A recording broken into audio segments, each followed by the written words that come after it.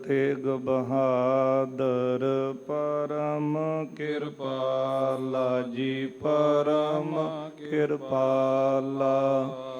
श्री गुरु गोबिंद सिंह बिसाला। तरੋਂ ਤਰਾ ਪਰ ਪੁਨ ਪੁਨ ਸੀਸਾ ਵਾਹਿਗੁਰੂ ਪੁਨ ਪੁਨ ਸੀਸਾ। ਬੰਦੋਂ ਬਾਰ ਬਾਰ ਜਗਦੀਸਾ। जिस मह अमृत ज्ञान है मानक भगत बैराग। श्री गुरु ग्रंथ साहिब उदद बंदो कर अनुराग। श्री गुर शब्द कमाए जिन जीते पंच विकार। तिन संतन कौ बंदना सिर चरणन पर धार। एक ओंकार सतगुरु ते प्रसाद सच होए। वाहिगुरु जी की फतेह है विघ्न विनाशन सोए। एक ओंकार सतगुरु ते प्रसाद सच होए। वाहिगुरु जी की फतेह है विघ्न विनाशन सोए। सतनाम श्री वाहिगुरु साहिब जी। कबित फिरे चार और मैं लाहौरपुर गए पुन। कहियो बोह लोगन मैं दिल्ली हूँ ते आए हैं। चंदू के मनिंद हम खोजत बिलंद फिरे। प्राप्त न भयो बहु थान मैं सुनाए हैं। फिरे चार और मैं लाहौरपुर गए पुना। वाहिगुरु जी का खालसा वाहिगुरु जी की फतेह। जुगो जुग अटल चवर छतर तख्त जी दे मालक दसां ही पातशाहियों की आत्मक जोत धन धन साहिब श्री गुरु ग्रंथ साहिब महाराज सच्चे पातशाह जी दी पावन पवित्र हजूरी अंदर गुरुद्वारा मंजी साहिब दीवान हाल सचखंड श्री हरमंदर साहिब श्री अमृतसर साहिब जी विखे दिन के चौथे पैर के सुंदर दीवान चल रहे हैं। सजे हुए दीवाना अंदर अति सन्मानयोग रागी संघां पासों आप संगतां ने अमृतमई इलाही गुरबाणी का कीर्तन सरवण किया है। आओ गुर संगत जी, हुण समा है जो चल रही लड़ीवार गुर इतिहास की कथा आपां सरवण करते आ रहे हाँ। कल दे दीवाना विच आपां सरवण कीता सी शहीदां दे सरताज शांति दे पुंज बाणी के बोहिथ परतख हर गुरु गरीब निवाज सतगुरु धन गुरु श्री गुरु अर्जुन देव साहब सच्चे पातशाह जी श्री अमृतसर साहब की धरती ते विराजमान ने। बेअंती संगतां सतगुरु जी के दर्शन दीदार वास्ते आउंदियां ने। महाराज जी का कीमती उपदेश सुन के उन्होंने अपने जीवन में कमाउंदियां हन। ਅਤੇ ਜਿਨ੍ਹਾਂ ਨੇ ਗੁਰੂ ਸਾਹਿਬ ਦਾ ਉਪਦੇਸ਼ ਆਪਣੇ ਜੀਵਨ ਵਿੱਚ ਧਾਰਨ ਕੀਤਾ ਹੈ, ਉਸ ਉਪਦੇਸ਼ ਦੀ ਕਮਾਈ ਕੀਤੀ ਹੈ, ਉਹ ਇਸ ਸੰਸਾਰ ਤੋਂ ਜ਼ਰੂਰ ਤਰੇ ਹਨ। ਅਤੇ ਕਵੀ ਜੀ ਲਿਖਦੇ ਨੇ, ਜਿਹੜੇ ਗੁਰੂ ਸਾਹਿਬ ਦਾ ਉਪਦੇਸ਼ ਲੈ ਕੇ ਗੁਰੂ ਸਾਹਿਬ ਨੂੰ ਆਪਣਾ ਆਪ ਸਮਰਪਣ ਕਰਕੇ ਇਸ ਸੰਸਾਰ ਸਾਗਰ ਤੋਂ ਤਰੇ ਹਨ, ਹੁਣ ਤਾਂ ਉਹਨਾਂ ਦੀ ਗਿਣਤੀ ਨਹੀਂ ਕੀਤੀ ਜਾ ਸਕਦੀ। ਤਾਰੇ ਗਿਨੇ ਜਾਤ ਹੈ तेरे तारे ना गिनात हैं। ऐसी सतगुरां दी उपमा है। दूजे पासे कवि जी ने ये दसिया है कि उस समय जिहड़ा हिंदुस्तान दा बादशाह सी जहांगीर, जिस दा बहुत वड्डा राज भाग सी, धन दी भी कोई कमी नहीं सी। ਲੱਖਾਂ ਦੀ ਤਾਦਾਦ ਵਿੱਚ ਬਾਦਸ਼ਾਹ ਦੀਆਂ ਫੌਜਾਂ ਸਨ ਅਤੇ ਧਨ ਬਹੁਤਾ ਹੋਣ ਕਰਕੇ ਕੋਈ ਵੀ ਜਿਹੜਾ ਆਕੀ ਨਾ ਰਿਹਾ, ਕਿਉਂਕਿ ਜਿਹੜਾ ਧਨਾੜ ਬਾਦਸ਼ਾਹ ਹੈ ਉਹ ਧਨ ਦੇ ਬਲ ਦੇ ਨਾਲ ਸਾਰਿਆਂ ਨੂੰ ਆਪਣੇ ਅਧੀਨ ਕਰ ਲੈਂਦਾ ਹੈ। ਅਤੇ ਜਿਹੜਾ ਕੋਈ ਆਕੀ ਹੋਵੇ ਅਤੇ ਫਿਰ ਫੌਜਾਂ ਭੇਜ ਕੇ ਉਹਨੂੰ ਆਪਣੇ ਅਧੀਨ ਕਰ ਲੈਂਦਾ ਹੈ। ਇਸ ਤਰ੍ਹਾਂ ਕੋਈ ਵੀ ਐਸੀ ਦਸ਼ਾ ਦੇ ਵਿੱਚ ਰਾਜਾ ਨਹੀਂ ਸੀ ਜਿਹੜਾ ਇਹਨਾਂ ਤੋਂ ਆਕੀ ਹੋਇਆ ਹੋਵੇ। ਪੂਰਬ ਪੱਛਮ ਦੱਖਣ ਵੱਲ ਪਹਾੜੀ ਰਾਜੇ ਸਾਰੇ ਹੀ ਇਹਨਾਂ ਨੂੰ ਟੈਕਸ ਭਰਦੇ ਸਨ। ਇੰਨੇ ਵੱਡੇ ਬਾਦਸ਼ਾਹ ਦਾ ਉਸ ਵੇਲੇ ਵਜ਼ੀਰ ਸੀ ਜਿਸ ਦਾ ਨਾਮ ਚੰਦੂ ਹੈ। ਇਹ ਚੰਦੂ ਜਿਹੜਾ ਸੀ, ਕਵੀ ਜੀ ਕਹਿੰਦੇ ਬਹੁਤ ਵੱਡਾ ਮੂਰਖ ਸੀ, ਕਿਉਂਕਿ ਬਾਦਸ਼ਾਹ ਦੇ ਨੇੜੇ ਰਹਿਣ ਕਰਕੇ, ਬਹੁਤਾ ਧਨ ਹੋਣ ਕਰਕੇ, ਬਹੁਤਾ ਧਨ ਅਤੇ ਉੱਚੇ ਅਹੁਦੇ ਕਰਕੇ ਇਸ ਦੀ ਮੱਤ ਮਾਰੀ ਗਈ। ਬਹੁਤਾ ਹੰਕਾਰੀ ਸੀ, ਗੁਰੂ ਦੀ ਪਰਮੇਸ਼ਰ ਦੀ ਸਾਰ ਨਹੀਂ ਸੀ ਜਾਣਦਾ। ਤੇ ਗੱਲ ਸੱਚ ਹੈ ਕਿ ਜਿੰਨਾ ਬੰਦੇ ਦਾ ਰੁਤਬਾ ਉੱਚਾ ਹੁੰਦਾ ਹੈ, ਜਿੰਨਾ ਬੰਦੇ ਕੋਲ ਬਹੁਤਾ ਧਨ ਆਉਂਦਾ ਹੈ, ਕੋਈ ਵਿਰਲਾ ਹੋਵੇਗਾ ਜਿਹੜਾ ਅਕਾਲ ਪੁਰਖ ਪਰਮੇਸ਼ਰ ਦੇ ਭੈ ਵਿੱਚ ਰਹਿ ਕੇ ਸਮਾਂ ਬਤੀਤ ਕਰੇ। ਨਹੀਂ ਤਾਂ ਬੰਦੇ ਕੋਲ ਧਨ ਅਤੇ ਅਹੁਦਾ ਆਉਣ ਦੀ ਦੇਰ ਹੈ। ਬੰਦੇ ਦੇ ਸਿਰ ਹੰਕਾਰ ਚੜ੍ਹ ਬੋਲਦਾ ਹੈ, ਜਿਹਦੇ ਬਾਬਤ ਗੁਰਦੇਵ ਦੇ ਫਰਮਾਨ ਹਨ, ਗਰੀਬਾਂ ਉੱਪਰ ਜੇ ਖਿੰਝੈ ਦਾੜੀ, ਪਾਰ ਬ੍ਰਹਮ ਸਾ ਅਗਨ ਮੈਂ ਸਾੜੀ। ਇਸ ਤਰ੍ਹਾਂ ਦੀ ਦਸ਼ਾ ਸੀ ਚੰਦੂ ਦੀ। ਇਸ ਦੇ ਘਰ ਇਸ ਦੀ ਇੱਕ ਧੀ ਸੀ ਜਿਹਦਾ ਨਾਮ ਇਹਨੇ ਸਦਾ ਕੌਰ ਰੱਖਿਆ। ਜਦੋਂ ਇਹ ਧੀ ਇਸ ਨੇ ਵੱਡੀ ਹੁੰਦੀ ਦੇਖੀ ਹੈ, ਇਹਨਾਂ ਦੋਵਾਂ ਜੀਆਂ ਨੇ, ਚੰਦੂ ਅਤੇ ਉਹਦੀ ਘਰਵਾਲੀ ਨੇ, ਬੈਠ ਕੇ ਸਲਾਹ ਕੀਤੀ ਹੈ ਕਿ ਸਾਡੀ ਧੀ ਹੁਣ ਵਿਆਹੁਣ ਯੋਗ ਹੈ, ਇਹਦਾ ਚੰਗਾ ਕੋਈ ਰਿਸ਼ਤਾ ਆਪਾਂ ਲੱਭੀਏ। ਤੇ ਪੁਰਾਣੇ ਸਮਿਆਂ ਦੇ ਵਿੱਚ ਬ੍ਰਾਹਮਣ ਅਤੇ ਲਾਗੀ ਇਹ ਰਿਸ਼ਤਾ ਲੱਭਦੇ ਸਨ। ਚੰਦੂ ਨੇ ਬ੍ਰਾਹਮਣ ਨੂੰ ਕੋਲ ਬੁਲਾਇਆ ਤੇ ਆਪਣੇ ਕੋਲ ਬਿਠਾ ਕੇ ਕਹਿਣ ਲੱਗਾ ਕਿ ਮੇਰੀ ਧੀ ਇਸੇ ਤਰ੍ਹਾਂ ਦਾ ਘਰ ਹੋਵੇ, ਸਾਡੇ ਵਰਗਾ ਤੇ ਉੱਚਾ ਖਾਨਦਾਨ ਹੋਵੇ, ਤੇ ਸੋਹਣਾ ਵਰ ਜਿਹੜਾ ਮੇਰੀ ਧੀ ਵਾਸਤੇ ਲੱਭੋ। ਇਹ 3 ਗੁਣ ਉਹਨਾਂ ਵਿੱਚ ਹੋਣੇ ਜ਼ਰੂਰੀ ਹਨ। ਉਸ ਸਮੇਂ ਸੁਣ ਕੇ ਬ੍ਰਾਹਮਣ ਨੇ ਹੋਰ ਚੰਦੂ ਦੀ ਵਡਿਆਈ ਕੀਤੀ, ਕਿਉਂਕਿ ਉਹਨਾਂ ਪਾਸੋਂ ਕੁਝ ਲੈਣਾ ਹੁੰਦਾ ਸੀ। ਤੇ ਜਿਸ ਮਨੁੱਖ ਨੇ ਕਿਸੇ ਤੋਂ ਕੁਝ ਲੈਣਾ ਹੋਵੇ, ਉਹ ਹੋਵੇ ਜਿਸ ਤਰ੍ਹਾਂ ਦਾ ਮਰਜ਼ੀ, ਪਰ ਬੰਦਾ ਉਹਦੀ ਤਾਰੀਫ ਹੀ ਕਰਦਾ ਹੈ। ਵਿਦਵਾਨਾਂ ਦਾ ਕਹਿਣਾ ਹੈ ਕਿ ਗਰੀਬ ਬੰਦਾ ਭਾਵੇਂ ਕੋਈ ਸੱਚੀ ਗੱਲ ਕਹੇ, ਸਿਆਣੀ ਗੱਲ ਕਹੇ, ਤੇ ਉਹਨੂੰ ਲੋਕ ਸੁਣਨ ਲਈ ਤਿਆਰ ਨਹੀਂ ਹੁੰਦੇ। ਤੇ ਅਮੀਰ ਬੰਦਾ ਭਾਵੇਂ ਸਿਰੇ ਦਾ ਝੂਠ ਬੋਲੇ ਤੇ ਮੂਰਖਤਾ ਵਾਲੀ ਗੱਲ ਕਰੇ, ਤੇ ਜਿਹੜੇ ਖੁਸ਼ਾਮਦੀਨ ਲੋਕ ਹੁੰਦੇ ਨੇ ਉਹਦੇ ਕੋਲ ਬਹਿ ਕੇ ਕਹਿਣਗੇ ਹਾਂਜੀ ਹਾਂਜੀ, ਕਿ ਤੁਹਾਡੇ ਵਰਗੀ ਤਾਂ ਕੋਈ ਗੱਲ ਹੀ ਨਹੀਂ ਸੀ ਕਰ ਸਕਦਾ। ਉਹ ਵਿਦਵਾਨ ਲਿਖਦਾ ਹੈ, ਗਰੀਬ ਜੋ ਸਾਚੀ ਕਹੈ ਤਾਹੇ ਨਾ ਮਾਨੈ ਕੋਏ, ਅਮੀਰ ਜੋ ਝੂਠੀ ਕਹੈ ਹਾਂਜੀ ਹਾਂਜੀ ਹੋਏ। ਹੁਣ ਇਹ ਆਮ ਲੋਕਾਂ ਦੀ ਤਾਂ ਚਲੋ ਗੱਲ ਵੱਖਰੀ ਸੀ, ਪਰ ਧਰਮ ਦੀ ਦੁਨੀਆ ਵਿੱਚ ਵੇਖੀਏ, ਜਿਹਨੇ ਧਰਮ ਦਾ ਲਿਬਾਸ ਪਾਇਆ ਹੈ ਉਹਨੇ ਤਾਂ ਸੱਚ ਤੇ ਪਹਿਰਾ ਦੇਣਾ ਹੁੰਦਾ ਹੈ। ਪਰ ਕੁਝ ਦਸ਼ਾ ਹੀ ਐਸੀ, ਕੁਝ ਹਵਾ ਹੀ ਐਸੀ ਚੱਲੀ ਹੈ ਮਾਇਆ ਦੀ, ਕਿ ਜਿਹੜੇ ਧਰਮੀ ਹਨ, ਜਿਹੜੇ ਦਿਖਾਵੇ ਦਾ ਧਰਮ ਰੱਖ ਕੇ ਬੈਠੇ ਨੇ, ਉਹ ਵੀ ਇਹਨਾਂ ਲੋਕਾਂ ਦੀ ਖੁਸ਼ਾਮਦੀਨ ਬਣ ਕੇ ਇਹਨਾਂ ਨੂੰ ਹਾਂਜੀ ਹਾਂਜੀ ਕਰਦੇ। ਉਸ ਵੇਲੇ ਬ੍ਰਾਹਮਣ ਉਹਨੂੰ ਕਹਿਣ ਲੱਗਾ, ਚੰਦੂ ਨੂੰ ਕਹਿਣ ਲੱਗਾ ਕਿ ਜਜਮਾਨ ਤੁਸੀਂ ਤਾਂ ਭਾਗਾਂ ਵਾਲੇ, ਤੁਹਾਡੀ ਧੀ ਭਾਗਾਂ ਵਾਲੀ, ਸੋਹਣਾ ਅਸੀਂ ਵਾਰ ਘਰ ਲੱਭਾਂਗੇ ਤੇ ਤੁਹਾਨੂੰ ਖੁਸ਼ੀ ਦੀ ਖਬਰ ਦੇਵਾਂਗੇ। ਬੜਾ ਸੋਹਣਾ ਮਹੂਰਤ ਹੈ, ਹੁਣ ਸਾਨੂੰ ਚੱਲਣ ਦੀ ਆਗਿਆ ਦਿਓ। ਬ੍ਰਾਹਮਣ ਨੇ ਆਪਣੇ ਨਾਲ ਨਾਈ ਨੂੰ ਲਿਆ ਅਤੇ ਕੁਝ ਸੇਵਕ ਜਿਹੜੇ ਸਾਨੂੰ ਨਾਲ ਲਏ, ਦਿੱਲੀ ਤੋਂ ਚੱਲ ਪਏ ਚੰਦੂ ਦੀ ਧੀ ਵਾਸਤੇ ਰਿਸ਼ਤਾ ਲੱਭਣ ਦੇ ਲਈ। ਬੜੀਆਂ ਥਾਵਾਂ 'ਤੇ ਗਏ, ਬਹੁਤ ਇਲਾਕਿਆਂ ਵਿੱਚ ਗਏ, ਕਈ ਨਗਰਾਂ ਵਿੱਚ ਗਏ। ਰਾਤ ਨੂੰ ਟਿਕਾਣਾ ਕਰਨਾ, ਸਵੇਰੇ ਅੱਗੇ ਚੱਲ ਪੈਣਾ। ਪਰ ਜਿਸ ਤਰ੍ਹਾਂ ਚੰਦੂ ਨੇ ਕਿਹਾ ਸੀ ਕਿ ਸਾਡੇ ਵਰਗੀ ਕੁੱਲ ਹੋਵੇ, ਉੱਚੀ ਕੁੱਲ, ਚੰਗਾ ਧਨ ਤੇ ਸੋਹਣਾ ਵਰ। ਹੁਣ ਦੇਖਦੇ ਹਨ, ਜੇ ਤਾਂ ਕੁੱਲ ਸਮਾਨ ਮਿਲਦੀ ਸੀ, ਆਪਸ ਵਿੱਚ ਮਿਲਦੀ ਕੁੱਲ, ਤੇ ਫਿਰ ਧਨ ਵਿੱਚ ਬਰਾਬਰੀ ਨਹੀਂ ਸੀ ਮਿਲਦੀ। ਤੇ ਜੇ ਕੋਈ ਧਨਾੜ ਪੁਰਸ਼ ਮਿਲ ਜਾਂਦਾ ਤੇ ਫਿਰ ਕੁੱਲ ਦੀ ਬਰਾਬਰੀ ਨਹੀਂ ਸੀ ਹੁੰਦੀ। ਜੇ ਦੋਨਾਂ ਵਿੱਚੋਂ ਕੋਈ ਪੂਰਾ ਹੋਵੇ, ਧਨ ਅਤੇ ਕੁੱਲ ਬਰਾਬਰ ਮਿਲਦੀ ਹੈ, ਤੇ ਫਿਰ ਵਰ ਨਹੀਂ ਸੀ ਸੋਹਣਾ ਹੁੰਦਾ। ਇਸ ਤਰ੍ਹਾਂ ਸਾਰੇ ਇਲਾਕਿਆਂ ਦੇ ਵਿੱਚ ਵਿਚਰਦਿਆਂ ਥੱਕ ਗਏ ਨੇ। ਜਿਸ ਤਰ੍ਹਾਂ ਇਹ ਲਾਹੌਰ ਪਹੁੰਚਦੇ ਹਨ, ਉੱਥੇ ਸਿੱਖ ਸੰਗਤਾਂ ਗੁਰੂ ਘਰ ਦੀ ਸਿਫਤ ਕਰਦੀਆਂ ਨੇ।